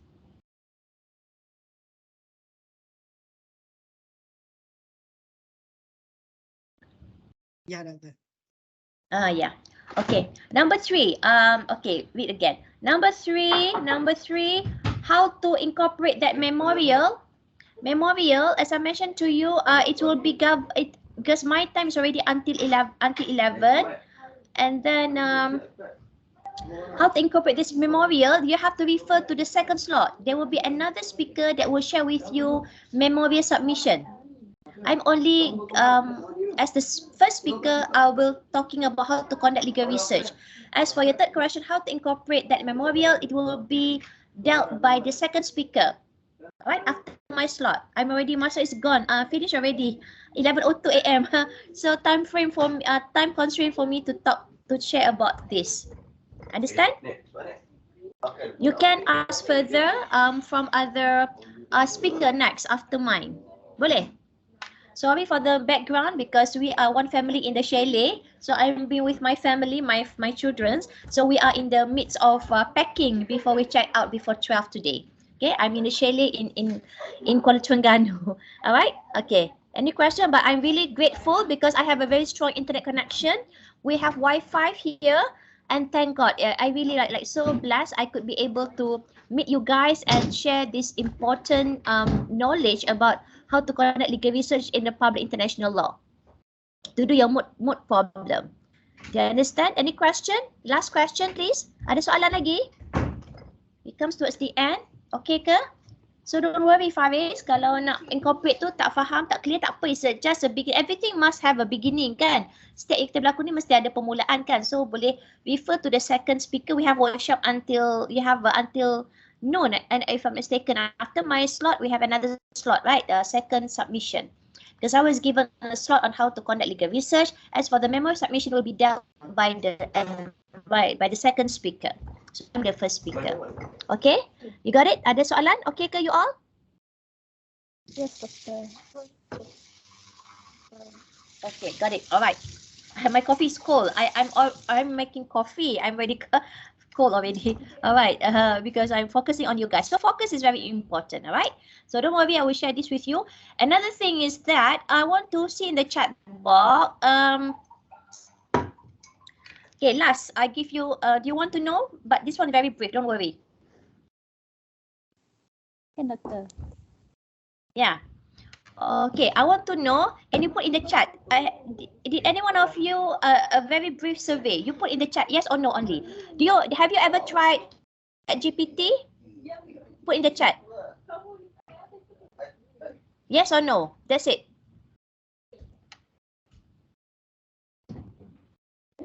ChatGPT, have you tried it?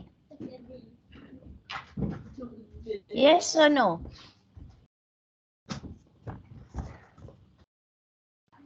Dah try ke ChatGPT? Yes or no? Cuba tengok mana tengok you punya ni ya.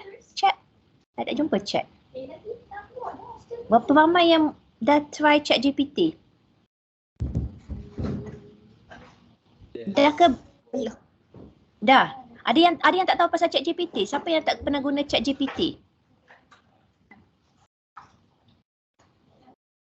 What are the pro and cons of using ChatGPT? Kenapa Ahmad Yusof senyum tu?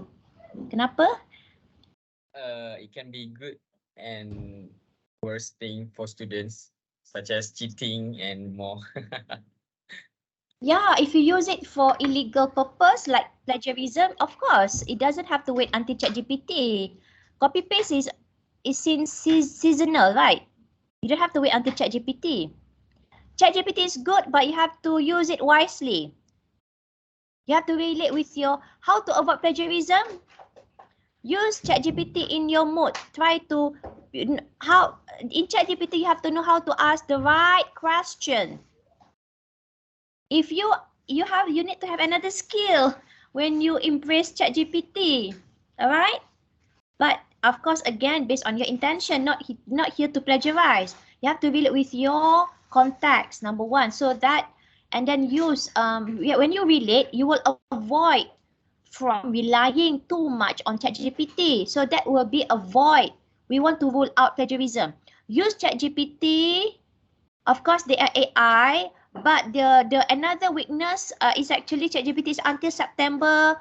The data is until September in the year of 2021. It's not the latest. So what about the latest? You have to, of course, refer to the online database, Google Scholar, that I give to you that link. That's how we merge things. That's how we work smart. We have to work in smart. Alright? Don't, ChatGPT lah senang. Oh, boleh lah. No. ChatGPT is one of the sources. The main important sources is the sources that I shared to you just now during my session for 1 hour. You faham tak? Okay tak? Right? ChatGPT to give you better understanding, but you have to know how to answer the right question, and you have to relate with your context of your mood problem. Boleh faham? Okay tak? Ada you kena refine balik, you kena refine. Bukan copy paste. Sebab itu panggil plagiarism. Boleh faham? Kait relate dengan you punya konteks. Boleh ya? ChatGPT is good, use it. But you kena acknowledge. One of your references is ChatGPT. Kena buat. Kena declare. Oh tak apalah, aku tak tahu. No. Excuse me. Alright. Dalam author pun dia buat dengan ChatGPT. ChatGPT is one of the co-author. Alright. AI je tapi jadi co-author sebab dia contribute. Acknowledge in the references tapi you relate with your contact. Use QuickBooks, use Grammarly, use Academic Face Bank, relate with your contact. So it will relate with your contact, so you will rule out plagiarism. Don't do plagiarism, right? That's academic criminal offense. And we will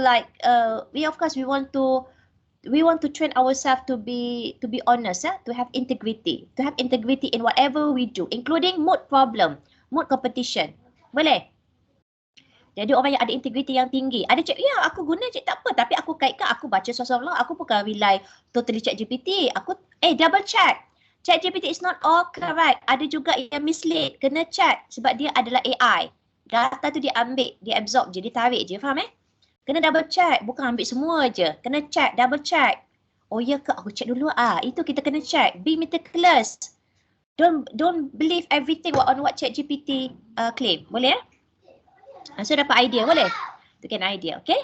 So that's it. Sorry, I'm with my children, so avoid the background, music background.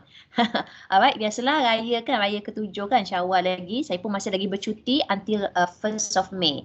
So I'm here for you guys. So I hope that You guys will get the fruitful discussion. All the best. Let me know the result. It doesn't matter who is the winner. Everyone is the winner when you involve a international mooting competition. Semua ada pemenang. Cuma you punya semangat, sikap, you punya skill kan, kemahiran, dan kita buat ni kerana Allah, dan tambah lagi nilai tambah kita dalam areas of law yang lain. Boleh faham Okay? Dan ada sikap, ada soft skill, pandai boleh betul ansur, negotiation, the power of negotiation, the power of networking, the power of teamwork. Okay, respect, empathy, cooperation, right? All that, all okay. It doesn't purely submission. Dia ada banyak skill yang banyak. Kalau saya tulis ni tak habis kita, okay? Dia banyak skill yang agak critical. Boleh Kita nak jadi legalpreneur ke, kita nak ada career, kita perlukan skill yang macam ni. Boleh berinteraksi dengan orang, ada pandai networking, pandai social, communicate, confident, boleh present, boleh negotiate kan, boleh buat written submission, boleh pandai cari bahan, research, all that. That's very important skill. And you can do anything in the world. You can do anything and anybody that you want to be in this world, inshallah. But always be humble, be tactful, and for Muslim, be always with akhirat in mind. Okay, for Muslim, alright? And be humble, don't be arrogant. Always pay respect to the other opponent. Mana kita adalah professional, faham And have integrity. Walaupun guna ChatGPT, ada integrity, double check. You kena relate. Bukan, oh madam kata boleh guna ChatGPT lah, kita boleh belajar. No, don't get me wrong. Don't get me wrong. Alright? Use it by all means, why not? Be it, right? Tapi utilize I'm also IT savvy. I memang kena kat sebab my students kan, I kena belajar juga sebab I have my students. I kena update juga. Right? Because I lagi lah kena update sebab takut student plagiarize. Kita ada software tool. Boleh faham remember, kita ada software tool, plagiarize tool, turn it in. Banyaklah plagiarize tool tu. Don't get me wrong, dia akan keluar balik. Kalau semua 100% ChatGPT, it defeat the purpose of our workshop in the first place, alright? So, okay, so ada yang tak guna, so boleh guna ChatGPT, free je, selagi dia belum subscribe lah, subscription payment. Alright, I think that's all. I stop myself. I know you have another session. I wish you all the best. Selamat Hari Raya, Maazir Batin again. And please pray for my health, insyaAllah. Alhamdulillah, my mouth, getting better. Bersemangat dengan you all kan, semangat kan. You give me vibes, I give you vibes to you. Kita niat yang baik, Allah pemudahkan. Alhamdulillah. La hawla la quwwata illa billah. I'm very concerned because I'm worried because I cannot talk. The first thing is I cannot talk because mouth ulcer kan. So ada oral itu, okay lah, minum air banyak kan, all that. So drink water. So kita ada stroke harbor, kena hati-hati. Jangan terlampau expose sangat. Banyak minum air, banyak ya. Okay, kena jaga diri, pesan pada keluarga kita. Boleh faham So that's it. I wish I rest my case. All the best. But you haven't rest your case yet. Let's get cracking with your team members. Awesome. Good luck. Congratulations. Thank you so much. I pass it the button to the MC and organizing committee. So anything? That's it. Okay, thank you so much, Dr. Farha, for answering the question. Okay, so before we end this segment, shall we take photos together? Okay, for all participants, if there is no issue, please turn on your camera. Turn on lah, kasih Chan. Okay. Technical team, please prepare to take photos. Ya tu. Ada Mubarakah. Where are you, Mubarakah? Hi, do you understand, Mubarakah? Hi, do you understand? Are you from international students, right? I am an international student. Where are you? I'm in Terengganu right now. I'm home.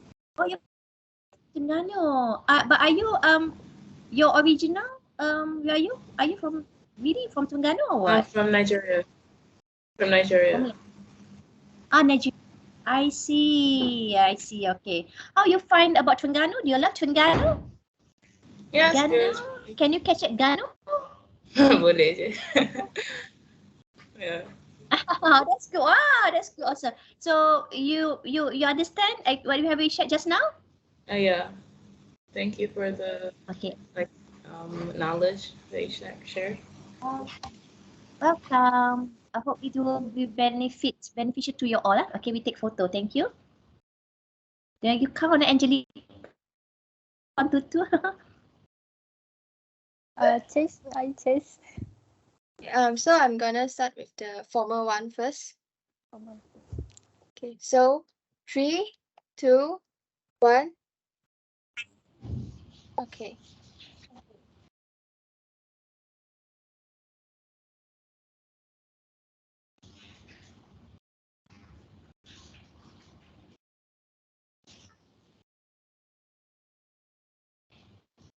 Okay, so now the informal one. Just make the Formal pose. one. 3, 2, 1. Okay. Thank you, guys. Thank you, guys. All the best. Thank you. Awesome. I wish you all the best. I would like to seek humble apology for any shortcomings, and if my words are too like harsh, I'm so sorry. Sorry, mak saya batin ya. Okay. So thank you, guys. You have another sessions, right, with another speaker, right? So I excuse myself first, and then anything I will get back to Angelica. Okay. Thank you. I want to share the photo and of course the recording. Okay. Thank you. Bye. Assalamualaikum. Take care. Take care too.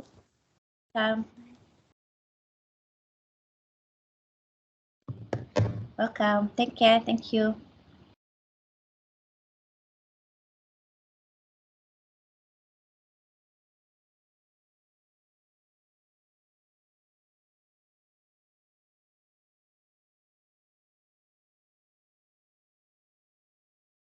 Okay. So let us move on to the second segment of our workshop, which is regarding the memorial submission. So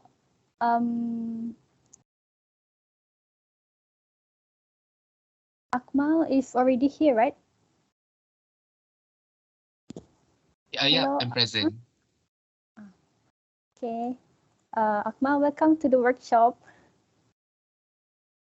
Hi, thank you so much for the invitation. Okay.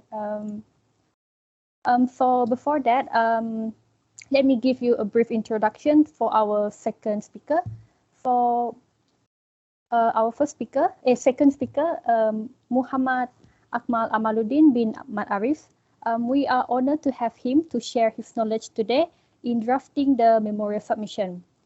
For currently, Akmal is a final year law student in University of Malaya, and Mr. Akmal had participated in many mooting competitions, such as Law Asia International Moot Competition in 2020, Monroe E. Prize Media Law Moot Court Competition in 2021, and Philip C. Jessup International Law Moot Court Competition in 2022. He had also won many awards throughout his time joining the mooting competition. So, hello, Mr. Akmal. How are you today? Hi, all good. It's a weekend, so I understand everyone's very tired.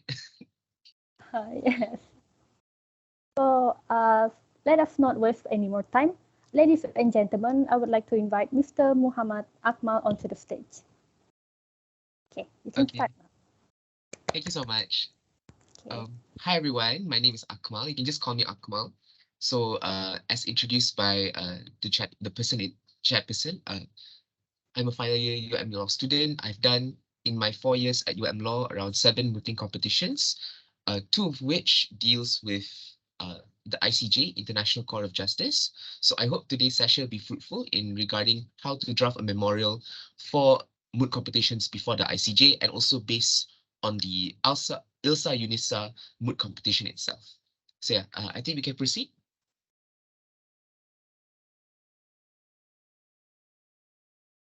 So this will be the overview of what we're going to discuss today. I'll try to be concise.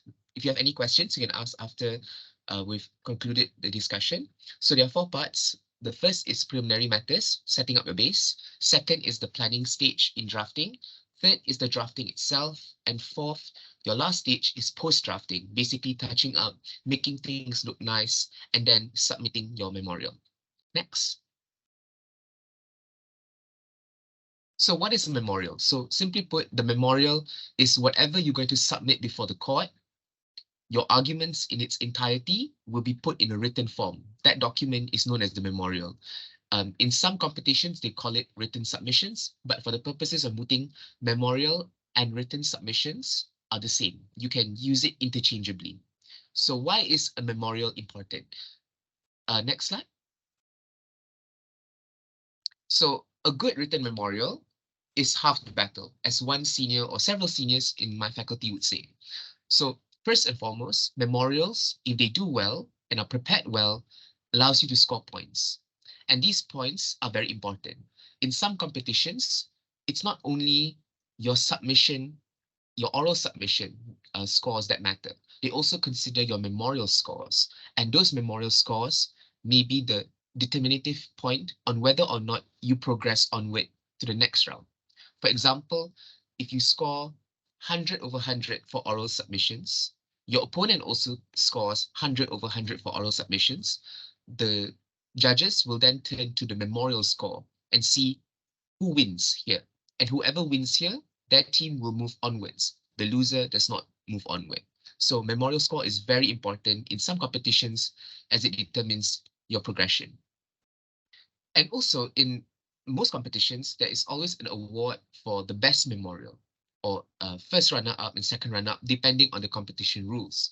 So winning the best memorial award not only feels good, it's a flex you can say to your batchmates, your seniors, whoever out there in your interview, but also it's a validation of good writing skills. So you feel validated in the sense that this is evidence. You can draft legal documents. You can draft using legal, but also straightforward language. And it shows your maturity in a way or not. And lastly, doing your memorial allows you to know and understand the law. I think Dr. Farha has already covered this part very extensively, but doing the memorial requires you to extensively research, not only to find sources of law and materials, but also to understand those sources of law and materials. So by the time you've completed your memorial, you would have a good grasp of the issues in your moot. And this is a good build-up when you start your oral trainings leading up to oral submissions. Next. Okay, the first one, preliminaries. You can move forward. So there are 4 things to consider when you prepare, before you prepare your drafting of your memorial or your planning stage. So go to the rules of your competition. For example, today we would be having the ILSA UNISA 2023 International Law Moot Competition Official Rules. So check in the rules what are the requirements for formatting, such as document size, what type of font, is it Arial or Times New Roman, the size of your font, is it 11 or 12, the line spacing, is it 1.5, and also check if the same rules apply for footnotes or do they have separate formatting rules for footnotes, because in some competitions they do have separate rules and some competitions they do not. Structure-wise, usually it is provided in the competition rules. What are the requirements a memorial should have? For example, cover page, index of authorities, statement of facts, and so on and so forth. Generally speaking, you look at the structure the competition requires in the rules. That would be your opening. You wrote to what are you supposed. Lastly, citation.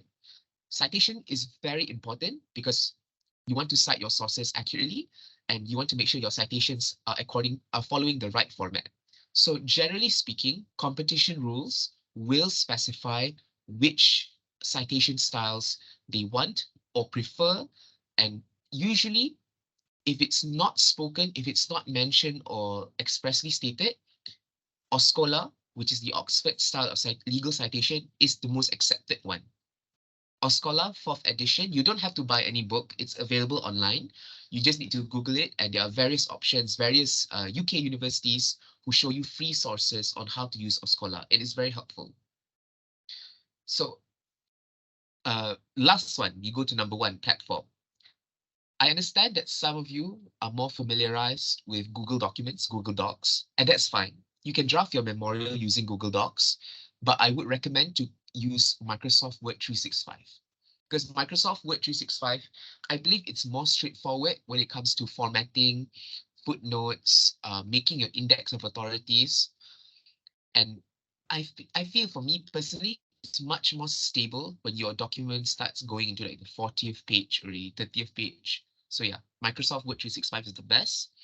And also, when you make your drafting, before you make your drafting, you should consider, are you and your team going to draft together in one single online document?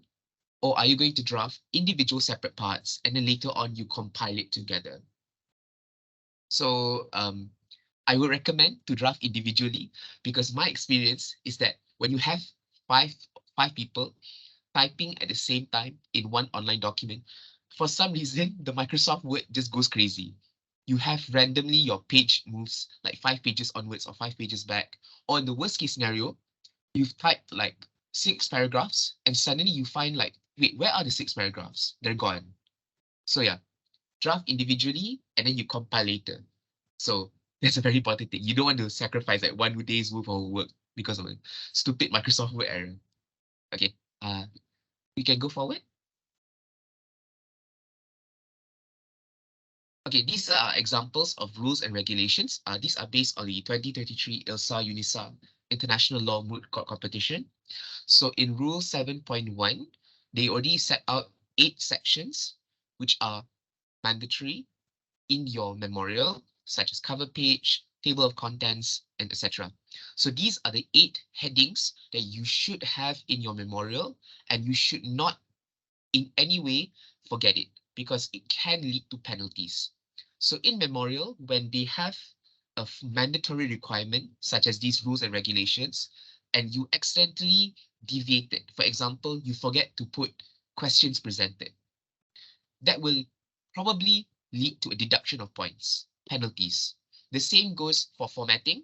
Here in Rule 7.2, is the general formatting in your content will be Arial. For footnotes, it will be Arial 10. The margins, 1 inch on all sides. Citation style or Scholar. Endnotes are not allowed, only footnotes. So comply with all these rules and regulations, and you should be fine. But if you fail to comply, you will suffer a deduction of penalties. Next page.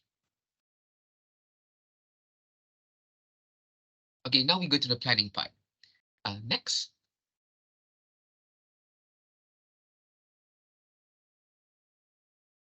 Oh, sorry, next.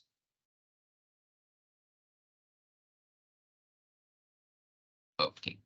So there are 4 steps that you should consider. The first one is, when you do your planning, you have to understand the mood problem. So there are 4 steps. The first step is to read the mood problem. Every mood problem has a long storyline. There's a timeline of events. Usually, sometimes there's even history of these 2 fictional countries. And usually it's very long-winded. So it's best to slowly read through paragraph by paragraph, and if necessary, line by line. But to ease your work, you can also consider making a chronology of all the important dates for quick reference, either in drafting or later on for your oral submissions. So the second step after reading the mood problem is to identify the legal issues. Usually, it is found at the end of the mood problem, at the last page of the storyline. They will say the applicant requests that court for the following so it submits to the court for the following questions of law. It's either 2 questions of law or 3 or 4 and so on. But it's all usually there. We will look at this later, but yeah, just go to the end of the mood problem. You will find the legal issues. It will basically outline what is the stance or request of each party. And from these legal issues, generally speaking, you can already see what are the areas of law they want you to discuss based on those legal issues. Now, step 3, crafting arguments. So I think this has been covered much by Dr. Farha, so we'll just try to make it brief. Research, research, research. You can make an argument, but it's going to be an empty argument if there's a lack of what's the word for it, justifications, and also supporting authorities. So always research, research, research, and don't just apply the law. Also add the facts in the mood problem or the facts which you can logically imply. So these things combined will make strong arguments. And going to step 4 is to create a research note. This means keeping track of the statutes, cases, secondary sources that you're using, and you outline brief notes, like for example, this is the decision of the ICJ. For this area of law, it's the only decision, very important, exclamation mark, exclamation mark. Those are important things that keeps you aware of these things. So number 3 and number 4 are not in one direction.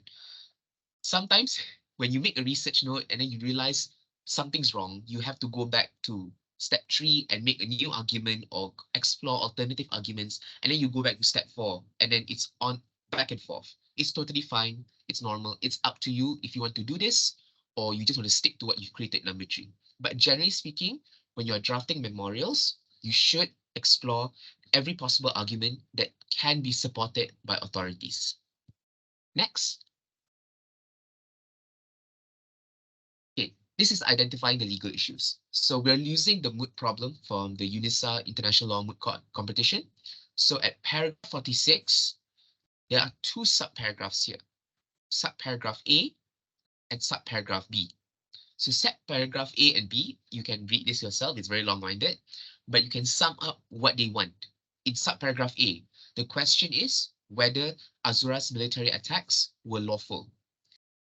And subparagraph B, whether Roxana's use of hypersonic nuclear missile was lawful. For the applicant, they will want subparagraph A to be answered in the negative. No. Sorry, yes, it was lawful. Apologies, it was lawful. For subparagraph B, they will want it to also be answered in the affirmative. Yes.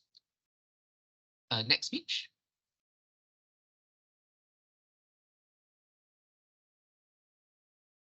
Again, these are similar identifying legal issues. Is the next paragraph at paragraph 47, and this is from the perspective of the respondent. So respondent will want to have both of the legal issues answered in the negative. For example, they want to say that Azura's military attacks were not lawful, violated international law, whilst wait, not negative, sorry, it's negative and positive. So whilst the second sub-issue, they will say that their use of the hypersonic nuclear missile was lawful. Next.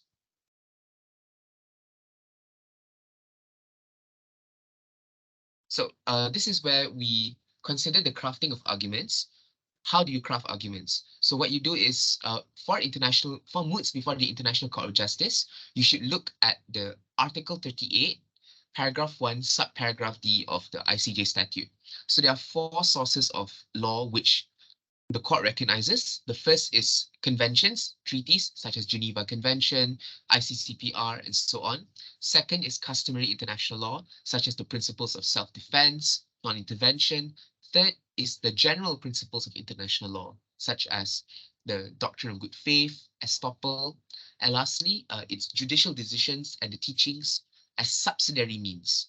So this would be the decisions of international courts, domestic courts, books, articles, and anything else that is not in the above 3 before it. So secondly, the tip is to research.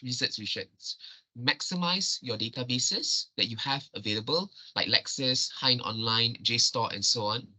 Be creative.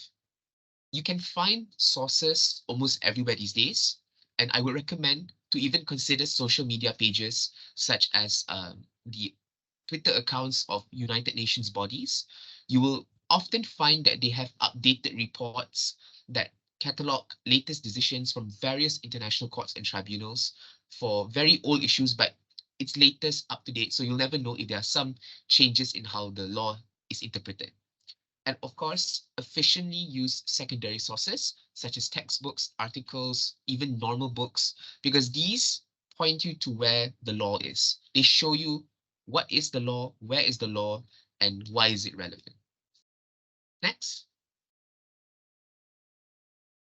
Now we go to the second stage is what, why, and how in the crafting of arguments. So usually speaking, in the memorial, even in your oral submissions, there are 2 forms of arguments. One is procedural, one is substantive. So procedural looks at the procedure. For example, whether the court has jurisdiction, or in this case, on the slide, whether the claims are admissible or inadmissible. So that's the what. So the why is Azura has come to this court with unclean hands. And how is where you insert the relevant law and facts from the moot problem. The substantive part of your argument looks at the legal issues itself. For example, the what is Azura's military attacks against Roxana were lawful. The why is Azura was justified by the principle of self-defense. The how is where you bring in your research, inserting the relevant law and tying it with the facts from the moot problem. Next. Oh, okay, sorry, this is a repetition of the previous slide. It's the same thing, but yeah, next. This is a sample research note. It's from JESEP 2021 to 2022. There's no fixed formatting. You can organize it any way you want, but this is how I did it. I did it based on grounds and based on the category of sources. So here you have applicant on left, respondent on right, and the sources which are favorable for applicant would be on the applicant side, whilst those for the respondent are on the respondent side. And I have the full name, the body or author, the relevant link or paragraph / paging, and then the key points. And depending if the source is particularly unique or there's an important point I want to remember, I would have a note at the bottom of the key points. Yeah, this is how it would look like. But yeah, you can organize your research note however you want. Just make sure it's easy for you to read, it's easy for you to locate, and it's easy for you to make references to when you draft your memorial. Next. Now we go to the drafting stage. Next. So there are some best practices in drafting, and what I list here, it's not the complete best practices. There's always going to be some issues that you'll realize that you should have done this or you should not have done that. So what you should do, assume that everyone who reads your memorial, even if they have degrees in law, international relations, they assume that everyone is ignorant. Because when you make your argument, your structure and flow, it's as if you are a teacher, a lecturer. You want to convey your arguments in a very clear, concise, and straightforward manner. That when they just glance at one page of your table of contents, they see your structure, they see your points, they immediately can pick up what you're trying to say. Quote from cases where necessary. I'll show this later in some sample of pleadings. Accurately apply the law and facts. This one is very important. So the implication of this is that you should read cases. And if you don't read cases, but you're citing a particular paragraph or page, go to that page or paragraph and see whether or not what you're saying in your memorial and what is said in court is correct. Because you don't want to have the wrong thing and you're citing a very famous case. For example, you say that okay, let's look at the principle of non-intervention. You say that the principle of non-intervention is not a customary part of international, it's not part of customary international law. And your source is the ICJ's decision in Nicaragua, Nicaragua v US. But the thing is, if you look at Nicaragua v US, the majority judgment, they say that it is part of customary international law. But in your memorial, you just said the opposite, because it's possible either one, it was a typo, it was an unintentional error, or two, you didn't read the case. Instead, you relied on a case summary or someone's case notes. So either way, is it unintentional or intentional? The marker or the person who reads your memorial, they don't care. They will immediately put it as a red flag and say, this person has inaccurately applied the law, minus points. Or if it's the judge in the oral submissions and they detect this error, they will have a negative perception of you and they may use it to ask you questions and distract you from your main submission. So where possible, always accurately apply the law and facts. And of course, logically, accurately cite these sources. When you do your drafting, where possible, give a complete citation. Like, don't skimp on a citation. Don't just leave it blank in the footnote. Where possible, at the bare minimum, just add the URL link or add the link or signal or cue to the document that you're referring to. Because when you do your editing, your review later, if you don't have a source there and it's been like 3 weeks since you see that point, there's a high chance you'll never remember what you're talking about 3 weeks ago. So where possible, just immediately put it there. It'll be easy for you. Now, when you are doing your drafting, the keyword is drafting. So include all possible arguments. As long as there is an authority and you can see that is a factual basis or a legal basis, include it first. Whether or not it should be in your final memorial, that one you save for your edits later and your review later. So if you have 5 possible arguments, include it. But later on, if you want to make it down to 2 or 3, that's where you cut down during the review and editing phase. Address counter arguments. I think Dr. Farah has said it just now, but yeah, it's good to address counter arguments as something you preempt. If you know your opponent's going to say that, for example, the use of the hypersonic nuclear missile is permitted in the international law, which they will probably say, then you have to immediately rebut it in your written submission. You should just preempt it directly and say, no, it's not permitted, and so on and so forth, depending, of course, on your research. And lastly, very important, always substantiate. Where possible, every sentence you draft should be substantiated. And when we say substantiated, it should have a footnote that points to a source of law or a source of fact. Because though it's not exactly the case in real life, in real practice, but in memorial, you want to show that you know what you're talking about. So if you say, for example, that sometimes things are logical, right? If someone drops a nuclear bomb over a city of 8 million people, confirm there's going to be people dying, right? There's going to be people who die. So if you say like, oh, for example, as a consequence of the nuclear attack, there is a loss of life, damage to property, and long-term health consequences. And you just put a full stop, you don't footnote anything there. No, you should have a footnote there, because even though it's a logical consequence, you should have a footnote and points to a source which substantiates that statement. Now, let's go to the red flags in drafting. Do not expect perfection. Drafting, the keyword is drafting. It's always a draft until you finalize it. So whether or not it's perfect, that's for the later part. Secondly, do not procrastinate. Just draft, just write, just type. The more you procrastinate, the more your workload is going to increase, and the more you're going to start to panic and lose your composure, and the more it attacks the quality of your work. And lastly, in your drafting stage, don't worry too much about word count, because words you can edit, you can make it more concise, you can summarize it in the reviewing and editing phase. Next.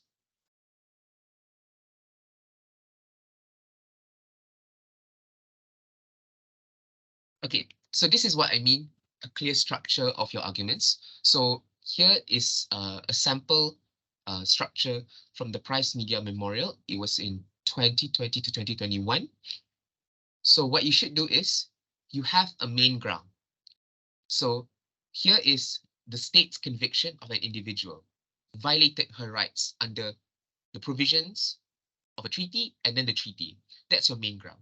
Then you have two main arguments. Main argument A, which is interfered with the freedom of expression, and argument B, a violation of the treaty provision. So it depends on whether or not how extensive you want to go. But if you want to go extensive and be more thorough, under the main arguments, you should have supporting arguments. So for example, in front here, you have main argument B, and under main argument B, there are supporting arguments that go on 2 layers. That is layers 1, layers 1, 2, and 3, and sub layers A, B, and C, small letters. So each of this shows that you have a main point, you have a main argument, and then these are your supporting arguments. And at one glance, they will immediately understand what you're trying to say. Yeah. Next page.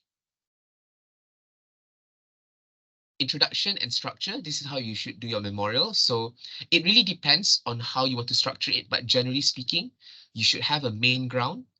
And in your content, the main ground is followed by introduction to relevant concepts and laws based on that ground. So if your issue is about, for example, in front here, torture, slavery, your first two paragraphs, or depending on you, if you can concise it to one paragraph, should introduce the relevant concepts, principles, and laws. So here, we look at what is torture, what is the definition of torture, and what happens to a torturer. Are they allies or friends or enemies of humanity? And then the second paragraph is about slavery. Slavery are those who enslave people, allies or enemies? What is the definition of slavery? And what is the international legal position on torture and slavery, for example, here. And then after you have introduced your relevant concepts and laws, then you go to the structure of argument. You give like a brief one paragraph outlining what you plan to say for that ground. So here, main ground 4, the structure for argument 4 is in the last paragraph below that. So it says, respondent submits the applicant has committed a fundamental breach of human rights because of 4 reasons. A, B, C, and D. Yeah, this is how it would be. And then later on, you will make your own subheadings for each of A, B, and C. A, B, C, and D. If all good, then next page.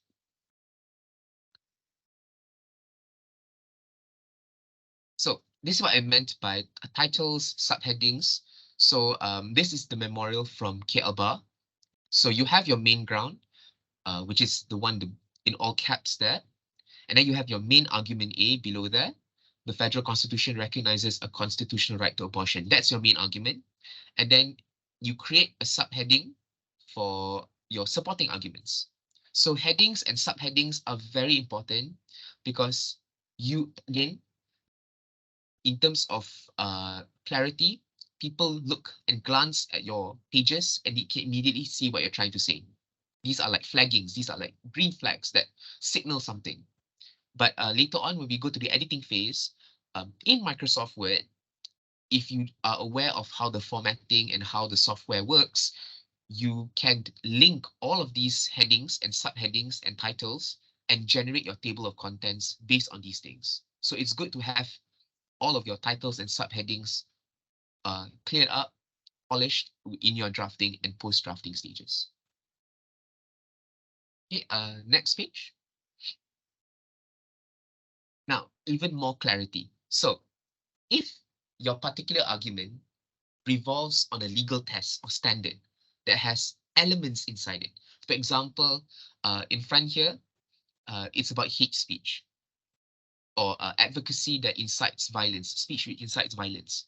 So under international law, there are 6 factors that need to be proven before you can say that someone has committed hate speech or should be punished for committing hate speech.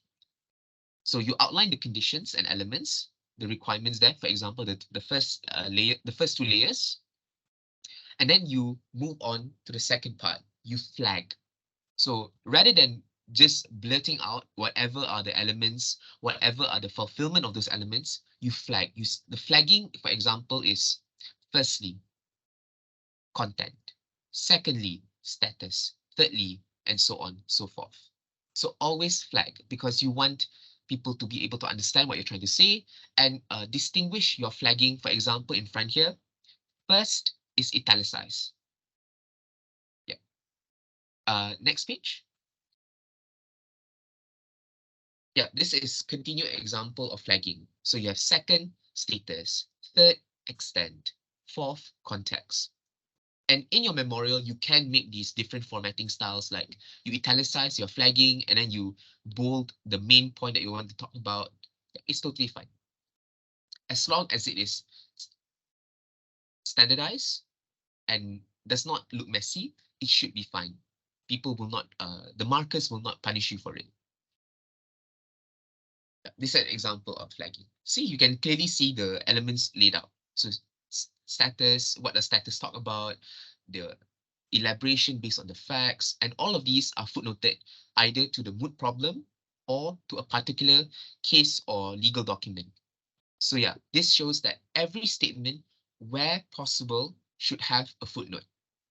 Even if it is a logical fact that you extracted from the moot problem, and it's already in the moot problem and it's established in the moot problem, you should footnote it and say paragraph, for example, paragraph 5, comma, moot problem. Yeah. Next. Now, since assuming that you've done your drafting, you've finished all your points, now we're going to the last stage, which is post-drafting. What do you do afterwards? Next.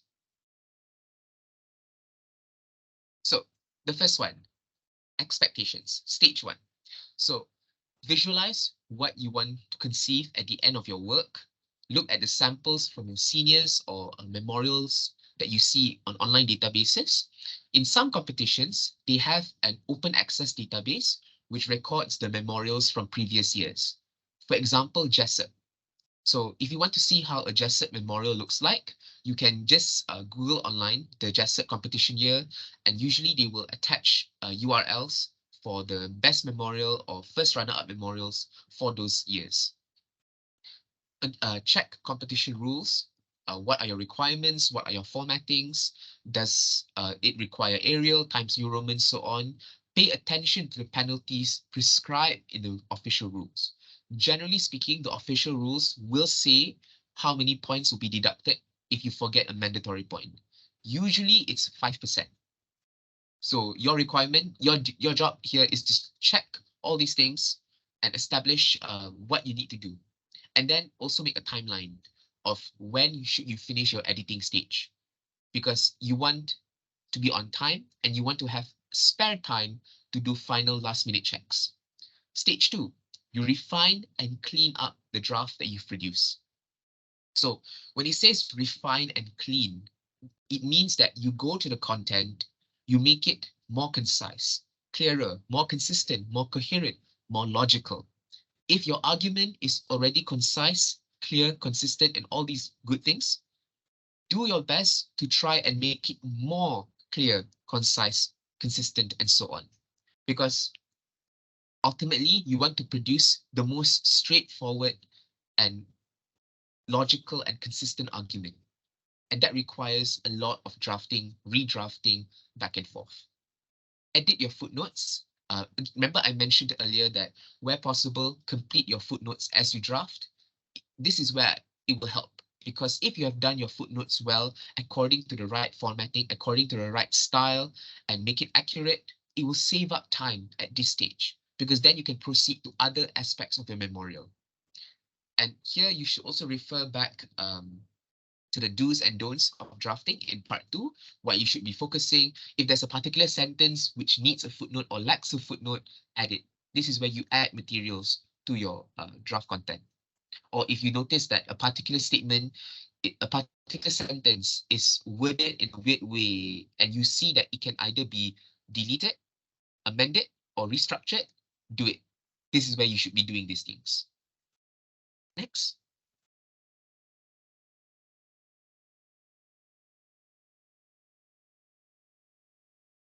Stage 3, proofreading. So you read through the draft memorial. You go through the grammar, spelling, so on. And again, if you notice any weird sentences, if you notice any oddities, this is where you, through your proofreading, you identify it, you mark it down, you amend, delete, so on. Continue to refine your work. As mentioned before, you either add more sources or you add more layers. By layers, I mean you elaborate further. If there are 4 elements and you realize only 2 elements have been mentioned in the draft, that's where you add the remaining 2 elements with their substance, sources, and so on. And then stage 4, this is what some seniors from UM Law, they call the nitty-gritty part of the post-drafting stage, is you check the competition rules. You check what are the sections required.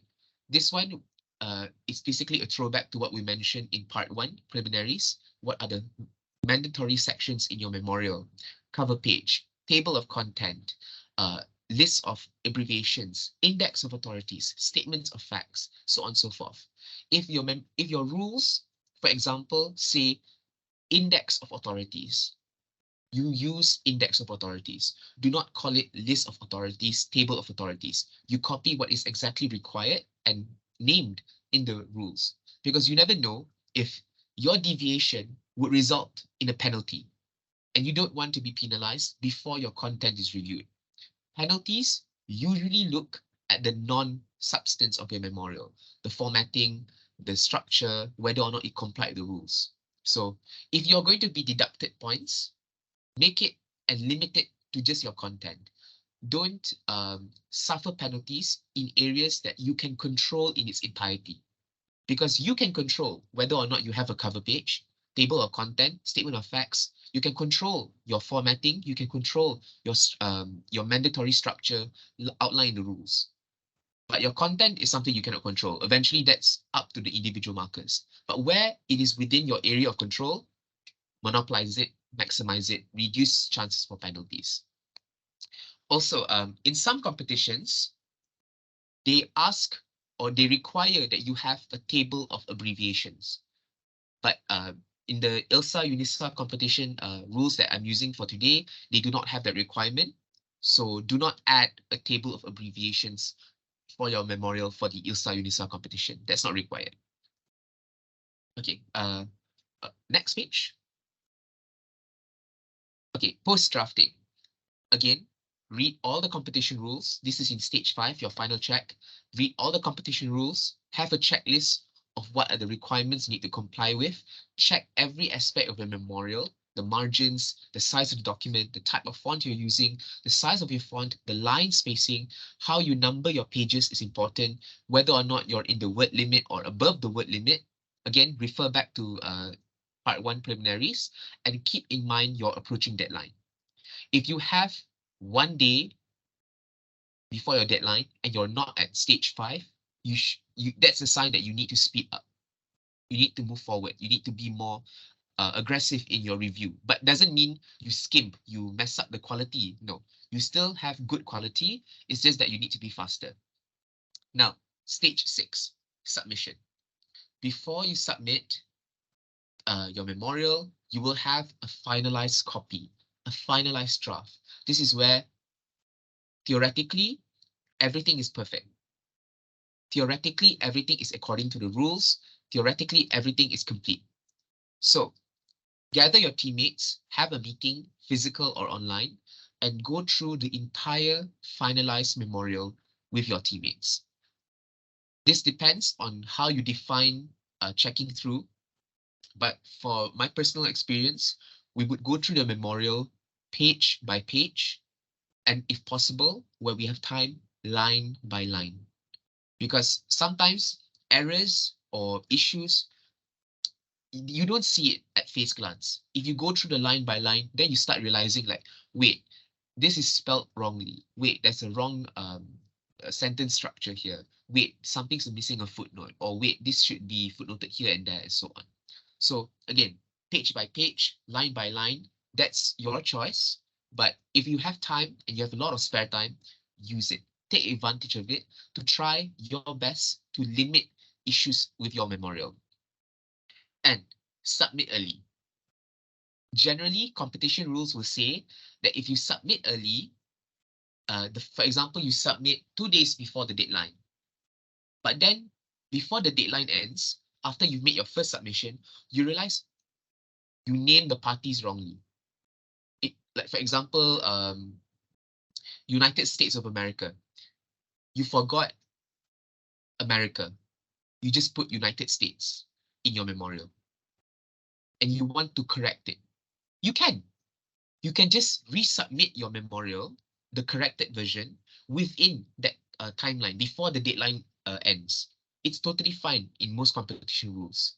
They will not prejudice you. They will not penalize you because you are still within your deadline. That is why it's very important to submit early. Because when you submit early and you have time, and then you check again and you see errors, you can identify, correct, and submit without penalty. For me, it has happened before. We were a few hours before the deadline. We submitted it at 1 a.m. And then we realized like, wait a minute, something's wrong. Why is the name of the parties not matching up with the Moot problem and the Moot facts? Then we crossed back to what we submitted and we're like, oh my God, guys, we wrongly named the parties. But we quickly amended the document and resubmitted it, and we got the confirmation of submission, and all was good. We did not get any penalties from it. So yeah, submit early is very important. So after you submitted early, all is well. This is where you celebrate. this is where, if you've been missing out sleep, if you're if you're not eaten yet, if you've not drank anything the past few hours, do it and then you sleep and rest. Whatever happens afterwards, you leave it up to the markers. You've done your best to make sure you've complied with the regulations. You've done your best in the drafting of your content.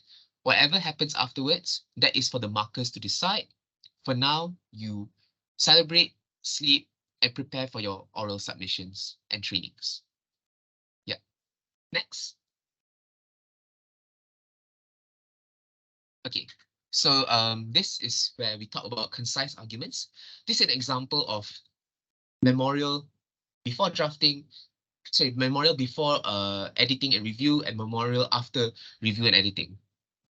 So on the left is the one where it was not edited. It was just a complete draft. And on the right is the one after you've done your editing and review. So again, you can see that there's a lot of change. There's a lot of differences. The one on the left is very clumped up, big paragraphs, no flagging, no identifying markers. Some sentences are not even properly substantiated with footnotes. Compared to the one on the right, there's flagging, it's clear, there's the paragraphs are not huge, and there's substantiation for each sentence where possible. Yep. Next. Again, use active sentences and always flag if you have to make several points under one main point. So active sentences is, for example, you want to say respondent breached something. So don't say that international law was breached by the respondent. No, just say respondent breached international law. If you want to say hypersonic nuclear missiles are not good under international law, just be direct for it. Active sentences basically means be direct, no need to beat around the bush, be straightforward. That's how I would interpret active sentences. Flagging, again, very important, as we can see in the circled red areas. First, second, all of these are very crucial to give out a very clear argument. And this is what you should achieve after you've edited and reviewed your draft. Next page. Fine-tuning. So again, this is very repetitive, but it's very important. All these things which we've mentioned in part 1 and also in the few stages of a post-draft, check again and again. Every tiny detail counts, because from what I remember, when they check your memorial, it depends on the level of competition and how many markers they have to judge your memorial. Sometimes they just randomly check a page on your memorial and see whether or not the formatting is in line with the rules and regulations. So if you have 300 footnotes or 200 footnotes, make sure each and every one of them are in compliance with the rules and regulations. If you have 50 paragraphs, 80 paragraphs, again, each and every one of them should be in compliance with the rules and regulations. And if you have deviated slightly from a certain format of citation, make sure that deviation is allowed and also consistent with the other deviations you might done. So if you don't put a comma in one citation of a footnote for a book, for example, oh my God, I forgot. Brownlee's Principles of International Law. You don't put a comma in one of the citations of it, the original citation. Then make sure every other book citation for other books follow that standard. It's consistent, it's standardized. Next page.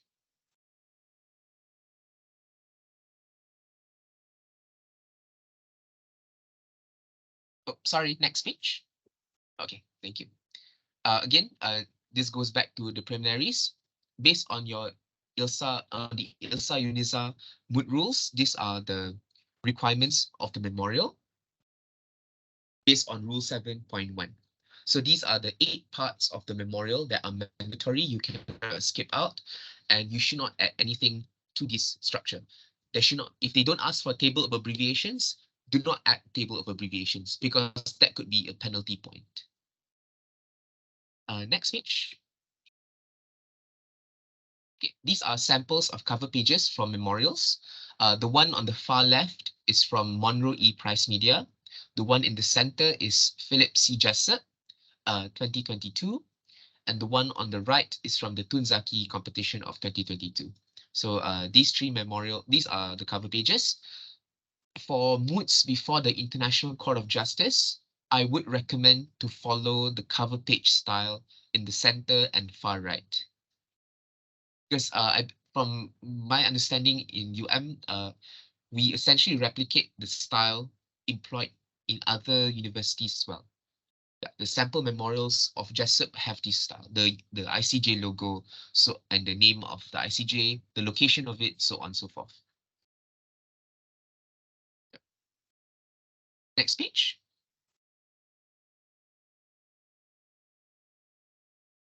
So these are table of contents.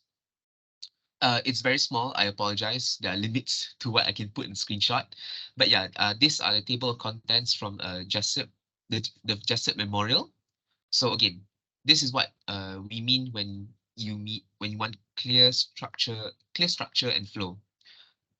So essentially, when they look at, for example, point 2, the one in the center, they immediately know what your stance is, what your main arguments are, capitals A, B, and C, and then your sub-arguments in the following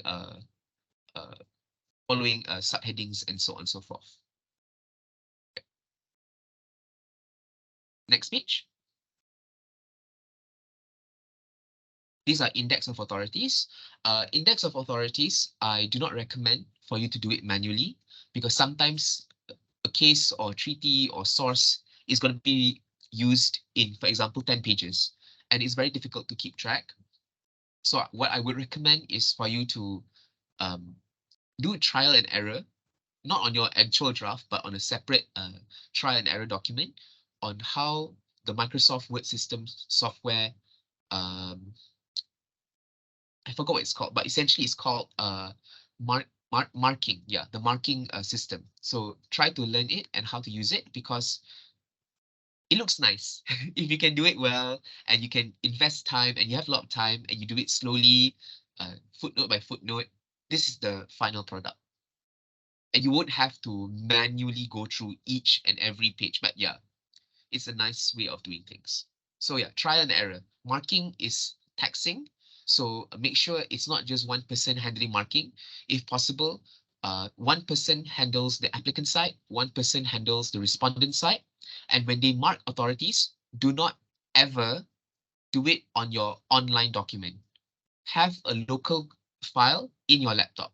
Because one of my seniors, they tried to do marking on a shared online document. So you have imagine one person trying to mark all of this, and there's 4 other people online on the document, probably typing. Apparently, according to her, the document crashed, and whatever she marked was gone. It did not record. So imagine if you mark up to your 200 footnote or your 50th footnote, and everything is gone. So don't do that. Where possible, be safe. Yeah, next page. Okay, these are samples of statement of jurisdiction on the left and a sample of questions presented on the right. So statement of jurisdiction is generally, you do not need to research. You can just take from samples online as well. Just need to switch out the names of the parties. And if there's any particular dates, add in the more accurate dates. Questions presented, they are basically the legal issues. So you just need to copy paste, not to say copy paste, but just take the legal issues from your moot problem and switch it around. For example, whether Azura's military attacks violated international law, so on and so forth. So in your case, you only have 2 legal issues. So your questions presented only have to be 2. But in Jessup, the reason why there's 4 here is because we had 4 legal issues. Next page. These are statement of facts. Again, I'm so sorry, it's very small, but statement of facts is essentially a brief retelling of the facts to your moot problem. you don't have to spend too much on it. You can actually do it near the end of your drafting phase, near the end of your editing phase. You just need to go through your mood problem and make a clear, concise, straightforward story of what happened and why you are now before the International Court of Justice. So statement of facts, you can be creative. You can do what we did here. We did bullet points, brief paragraphs, we did mini headings. These headings are not linked to the table of contents, so you can go creative on how to frame the storyline to favor your case. And if you go through moods in, for example, Law Asia, foreign direct investment moods, which involves commercial transactions and business deals, and for example, companies and how they relate to subsidiaries, you can use what's the word for it? Graphs. You can use tables to further and better illustrate what's happening in the current case. So yeah, statement of facts, you can be creative. Also take note, some competitions, they outline word limit for a statement of facts. So, but if there's no word limit, doesn't mean you can make a 3,000 word statement of fact. Just make it very brief, if possible, below the 1,000 limit word limit. Next page. These are summary of pleadings. So summary of pleadings is a summary of your arguments for each legal issue. So if you have two legal issues, a summary, you just need to summarize what are your arguments for those two legal issues. Here, we had a word limit for Jessup, if I recall, but if you don't have a word limit, again, don't go overboard, limit yourself to below 1,000 words. So yeah, it's you don't have, it's just one paragraph. That's why it's a bit disjointed, but yeah, just one paragraph to summarize your points. Next page. Okay, these are a sample of pleadings. This is from the Tunzaki Moot, ground 4, regarding torture and slavery. So again, you see on the first page far left, again, I apologize for the small size. On the far left, you have the main ground, which is ground 4. And in the center page, you'll see main argument A. Main argument A will have 3 supporting points. Points 1, point 2, point 3. And then on the page far right, you'll see main argument B. Main argument B will have 1 supporting argument. And then up below that, you have main argument C, which has so far on the page 1 supporting argument. So this is how you structured it. Yeah. Next page. These are prayers of relief. Okay, this one I apologize. I should have made it bigger. But okay. In every mood, same goes with how you submit in real life. You will want to conclude your case with what you want from the court. For example, do you want compensation? Or do you want a declaratory remedy? Do you want an apology? Essentially, this is what you want, prayers for relief. But generally, it's just your legal issues, but you change the wording to favor you. So for Azura's prayers of relief would be a declaration from the court that its military attacks did not violate international law, and that Azura does not have to provide reparations to Roxana. Yeah. These are samples for prayers of relief, and they are part of pleadings. So the word count in your prayers for relief, are part of your word counts with your main content. But again, this may differ based on your competition rules, so always check your competition rules. But if there's any ambiguity or confusion, you can always email the committee in charge and ask for clarification. Next page. Yeah, that's all. Thank you so much. That's all. If you have any questions, please feel free to ask.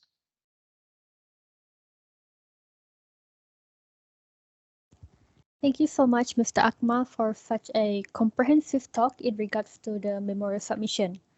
After this, I believe that all participants will have a general idea on how to draft their memorial submission accordingly and which mistakes to avoid while drafting the memorial. So let us move on to the Q&A session. If anyone have any question right now,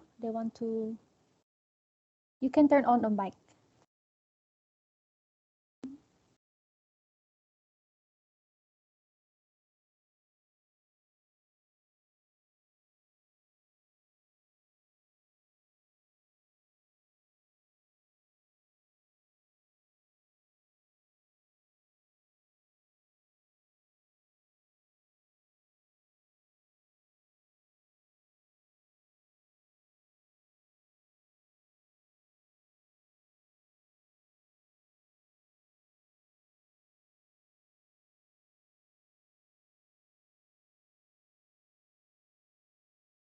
If there is no question, I have one question which comes from the registration form. Okay, for the first question is, should we follow the FILAC method when drafting the memorials? FILAC method. Sorry, what method? The FILAC method, FILAC. Is it the same as ILAC? I'm not sure. It's FILAC. FILC. It's almost the same, but the facts are in the first. So facts, issue, and law, and the rest. So I Oh, think okay. it's FILAC method. Okay, makes sense. Okay. So sorry, because I remember ILAC, but I did not know there was a variation of the facts in front. You can use the method of how you draft answers in exams and tutorials to draft your memorial. But I would recommend that do not always stick for it, because sometimes the law the law, the facts and application, they are not always LAC. Sometimes it can be application, law, and conclusion, or it can be different, or it says conclusion first, followed by law and application. It really depends. Facts wise, from my experience based on memorial drafting, the facts will usually be stuck together in the application. So like, for example, your heading is the respondent state violated the freedom of expression. So your law would be the freedom of expression is provided under Article 19 of the ICCPR. And there are 3 requirements for a valid restriction. And then your first subpoint is the respondent state violated the test of legality. So your application would immediately just include the law and the facts. For example, the Human Rights Committee, the European Court of Human Rights in Delphi v. Estonia opined that any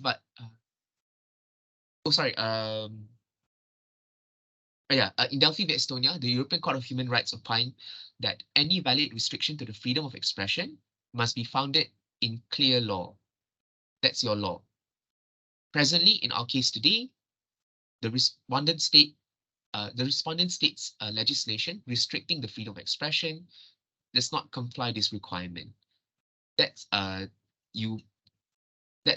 is then followed by elaboration with reference to the facts. For example, the law uses vague words. These words are not defined internationally or domestically in any other jurisdiction. 1 point. And then you refer to the statute in the Moot problem. And then secondly, what's the word for it? The respondent's legislation does not have a requirement of mens rea. And then you make reference again to the facts of the problem to substantiate it. And then you conclude it with a legal authority. Thus, accordingly, the legislation is vague, overbroad, and excessive, therefore invalid. Or you footnote it with legal authority. So here you can see that the law, the application, and the facts, they are intermingled. They are interwoven to each other. So there is no clear LAC or ILAC or FILAC. It's all mixed up to a certain extent. Yeah, that's why if we go back to the sample pleadings, there's this 1 point regarding attribution, whether or not the conduct of the military is attributable to a particular state. So you can have your starting point be a decision of the ICJ or decision of any court. For example, in DRC v Uganda, the ICJ concluded that the conduct of the Ugandan military was attributable to the Ugandan state. Footnote. Presently, in our case today, the conduct of the applicant's military forces are attributable to that of the applicant. For example, the email spam, the harassment, so on and so forth. And then you footnote it to each paragraph of the moot problem that says that particular fact. So yeah, you can, to summarize, you can stick to FILAC, ILAC, or IRAC, for example, but they are not fixed rules for memorial drafting. Yeah, they can be the basis, but they are not always correct in some extent. I hope that answers the question. So sorry if it's a bit confusing. And then the next question is from the chat box. What are the key elements that make a strong legal argument in a moot court competition? And how can one ensure that their written submission meets these criteria?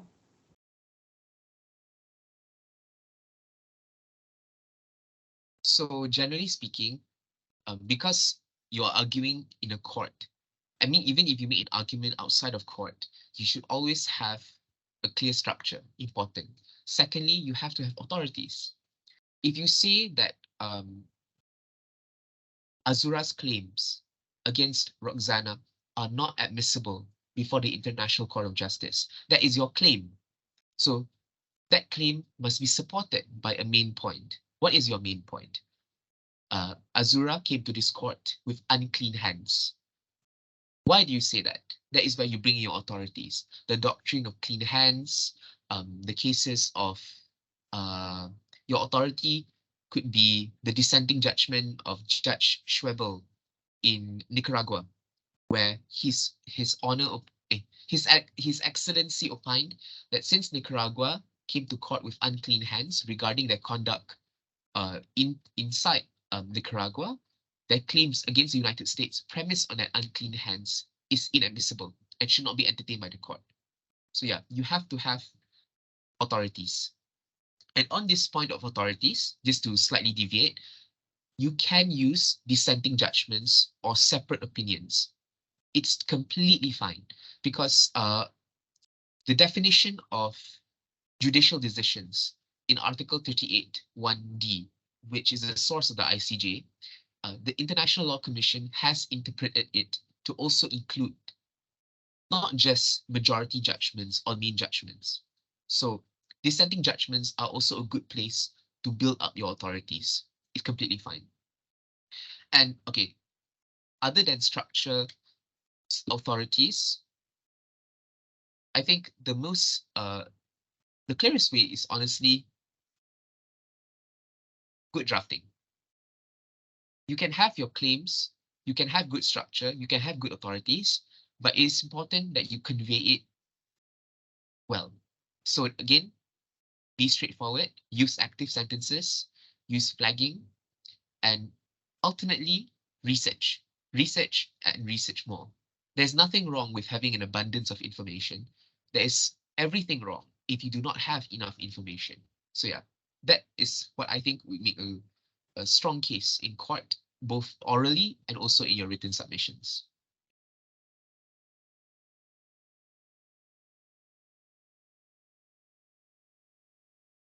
And there's also another question. What are some best practices for organizing and structuring a written submission? And how can one ensure that their arguments flow logically and coherently?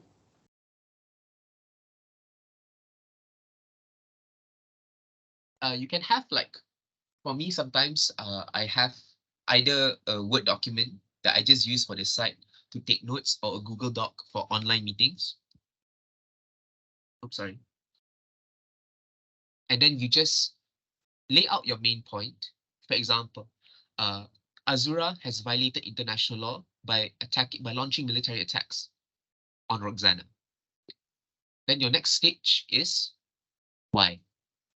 So it's what, why, how. And you just replicate this formula again and again. I think that is the best way to structure your argument in a logical way. But at the same time, an alternative route is you should read your own argument and see whether or not a third person who reads your argument can see the flow, can understand the flow. So it's important that when you draft your points, if you're a bit uncertain if it's good or bad, get the opinion of your teammates or get the opinion of a senior or a friend, just that without them knowing the mood problem, but just them looking at your points, whether or not they can just grasp it like that within a few seconds. So yeah, what, why, how, and also independent review, either from your teammates or non-teammates which are not in the competition, is totally fine. That's a good way of identifying whether your argument is logical or not logical.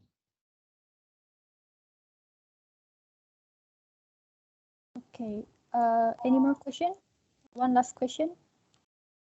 I have one question. It's regarding the word count. I find that it's very difficult. If you exceed the word count, I find it very difficult to cut down the arguments, especially choosing which arguments are more important than the others. And also, could I ask if paraphrasing is okay, especially when it comes to citing cases in your memorial? Okay, we'll take that level by level. So word count, yeah, I understand. It can be very difficult, especially when you've done a lot of research and your argument appears very substantiated. But again, you have no choice. You really have to choose which one you think is the least controversial argument that has been tested and accepted in a court of law, be it ICJ or not ICJ, and then determine whether or not it's stronger than the other arguments. If your argument is completely, for example, novel, and the authorities for it are separate opinions, dissenting opinions, and you have this hunch that this argument is probably not a good argument and would be rejected if it was presented before a full bench, then you should not go with it. Because generally speaking, novel arguments are a bit hard to substantiate. But again, it's a gamble. You never really know whether or not a particular argument is the best or the worst argument. But just look at the ones that make logical sense. If, for example, you raise an argument of jurisdiction, but the thing is, in your moot problem, both parties have no issue of jurisdiction, then you should clearly delete that argument because it's going to take up word count.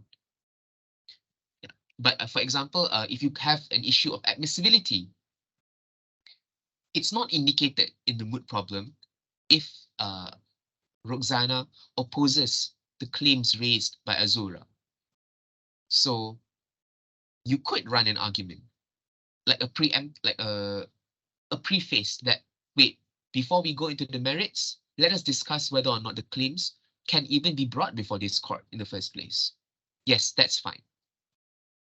But again, if you think it's a non-issue, and if you think that you're just going to waste time and it's taking away from important substance, you can delete that admissibility argument and just stick to your merits, the core substance, the legal issues. Yeah, I think it should be fine, the 5,000 word limit, because you only have 2 legal issues, and yeah, it's only 2 legal issues. It should be fine. If it was a 4,000, if it was a four legal issue moot problem with 5,000 words, then I would you have to be very cautious, even from when you're drafting in the first place. Okay, paraphrasing. It's actually okay. If you want to save up word count, if the word count includes your footnotes, and you really have no choice, it's completely fine. For example, Nicaragua v. United States of America. You can abbreviate United States as just USA because it's a common abbreviation. Yeah. Another example would be DRC v. Uganda. In your memorial text, like your main content, if you say DRC v. Uganda with the spacings, it's 3 words. But if you put DRC/Uganda, no spacing, it's just 1 word. It's fine as well. Yeah. So as long as it doesn't make the case name vague and it is not completely radical, it should be fine. Yeah.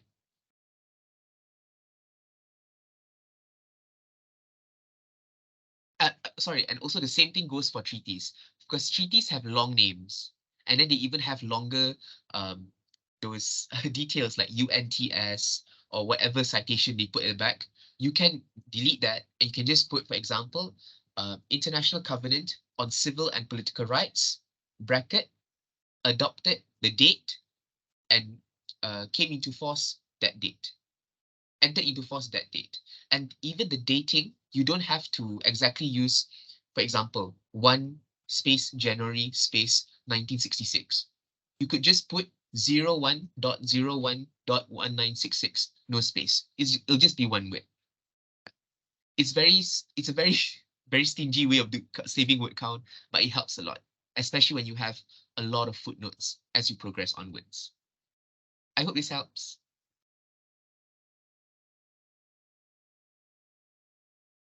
Okay, so I'm afraid we have to end this Q&A session now because we are running out of time. So thank you so much, Mr. Akmal, for taking your time to answer the questions given.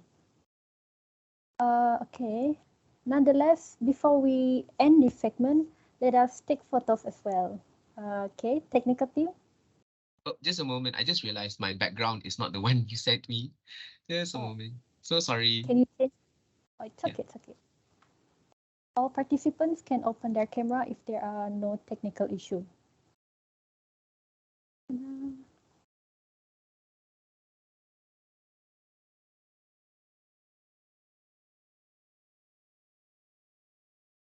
So I'm going to start with the formal one first. Is everyone ready?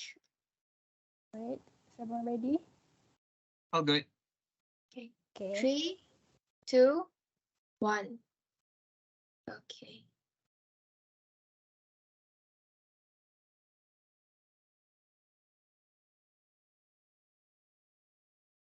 Okay, now we are going to take the informal one. So let's do some pose.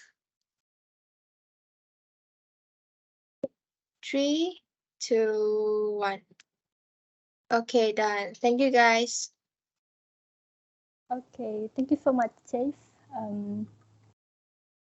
Okay, once again, we are so grateful to have Mr. Akmal thank you so much for your time and effort in joining us today. Your support means the world to us. Have a great day ahead.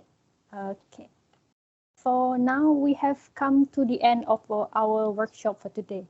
A huge thank you to all the participants for your support. Give a round of applause to yourself for completing today's workshop.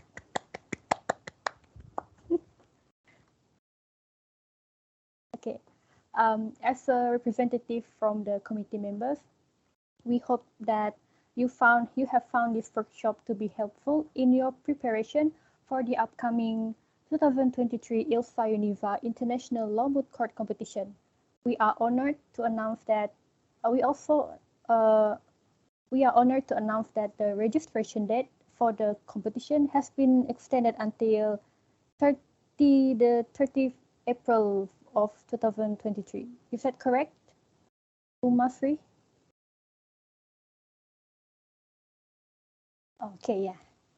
Okay, that is all. We hope to see all of you in our next workshop. There will be the third one, which is about the oral submission. Okay, that is all, everyone. Have a great day. Thank you. Bye-bye. Thank you. Okay.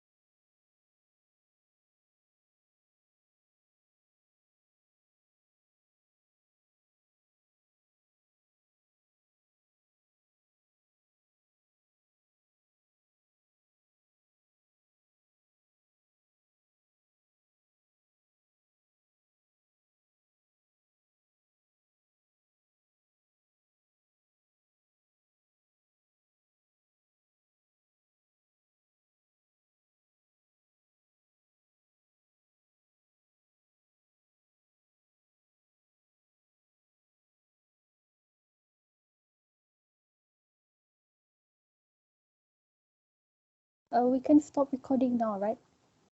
Yusuf, stop recording.